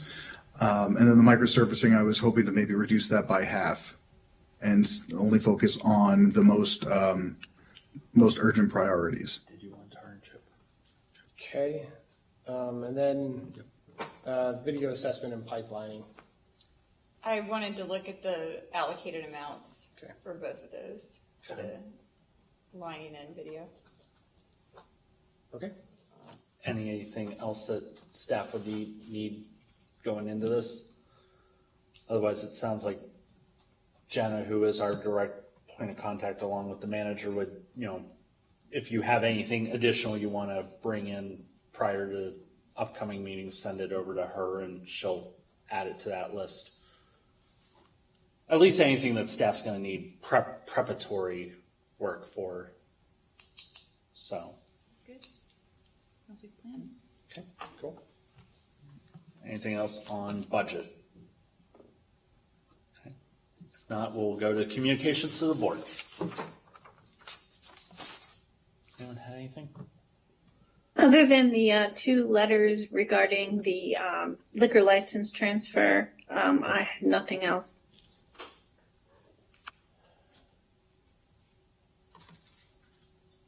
I had got actually this came in during the meeting about butterflies, fireflies, and salamanders in the community. Didn't get to read on it, but if I can just kind of guess, like it even mentions about like fallen leaves. I actually do recall it was actually on a climate program. Like, I know we like to clean all the leaves off the yard, but it is actually been scientifically proven that it is healthy to have even a portion of your yard where the leaves stay on, because it helps the insects and the, fireflies and, there's benefits. So, thank the person for sending that in and, follow up on that. The other thing, I don't think I had anything else. Yeah, the only other one that I was going to mention is, and I've mentioned this a couple times, statewide rail plan is out through October 24th. There is a virtual public meeting scheduled for Thursday, October 16th, and you can find out more at advancingparail.com. Any other communication? Mr. Heller? Yes, so communications, of course, related to the liquor license, as well as other communications related to parking around Naked Egg during home football games. Yep. And then finally, a direct communication from me to Madam Manager saying, Madam Manager, I apologize. I realize what I said there and how I came across in our discussion was very curt, rude, and I sincerely apologize for how that came across. And I just wanted to say that openly and publicly. So I'm sorry. Thank you. Thank you. Any other communications? If not, our next budget discussion meeting will be scheduled for October 14th at 6 p.m. And our third budget discussion meeting will be scheduled for October 16th at 6 p.m. You're welcome to join us in this room or online. And we'll continue to provide updated information on our website so you can follow along with the budget or even reach out to the township with any questions or comments you may have. Mr. Patterson. I did have one thing. We had, we went to Pennsylvania Municipal League. Yep. And I spoke with a lot of other supervisors, commissioners, council members, and not one of them, all of them that I spoke with are all having revenue or, kind of issues, all of them. So that tells me a lot that we're not the only ones kind of having to kind of tighten the belt and find ways to make sure we're in good shape. So I just wanted to note that and from a communications perspective. But we're not alone. We're not alone, and I believe I actually overheard from somebody, actually PML staff no less. They're following this, and sadly, it sounded like they're seeing just a number of growing municipalities in financial distress continue to grow. Actually, speaking of PML, I forgot to actually make this announcement. At PML, I'm pleased to share that Centrise was named the president for 2025-2026, and it was great to join her there in that moment. So we got good representation within PML of the center region in Ferguson Township. So Thank you. Congratulations. I appreciate that. I was going to say in a regular meeting, we'll open up the floor, for us to discuss a little bit more about any of the sessions that we attended and kind of provide a little bit more information. Trying to get everyone a little bit of a break since we had just got back from Erie, and then we're looking over budget over the weekend and everything else. So there are no further calendar items. I will have Patty present the shortest budget item in the agenda, number 10. Sorry, hold on. I apologize, Patty. I know I don't want to steal your thunder here. I just want to take a minute and say thank you so much to staff. So being at PML last week left staff with a lot more work, and so our finance director collaboratively working with our assistant township manager and our executive director, who, as you've already acknowledged, had a special shout out from Administrative Judge Hogan. A special email recognizing how professional and how prompt Jenna was, our executive assistant. So many thanks to all of you. The budget was so well put together, and so while Todd and I did work closely to meet with all the department heads to review the proposed budgetary request, our finance director, Todd, really just took it and really made it his own. And the agenda was so well put together, and that's a direct reflection of staff being able to pull it together and present and submit for your consideration. So I just want to say thank you to the staff, and I just want to give them a very special shout out, because without them, I couldn't participate in these things, and you wouldn't have such a well put together budget that reflects the staff's request and needs to be able to provide the municipal services that are provided to Ferguson Township residents. So thank you, James. Thank you, Todd. Thank you, Jenna, and thank you to all the staff that are not currently with us this evening, because they all put a lot of hard work into making this a presentation for your review. If nothing further, it's actually item 9 tonight, Patty. Okay, well, before I get to item 9, I will say, Todd, I remember your request for cookies, and I will work on that for our next budget meetings. Yeah. And with that, a motion to adjourn. Right. Second. We are adjourned. Have a good evening, everyone. Thanks, everyone.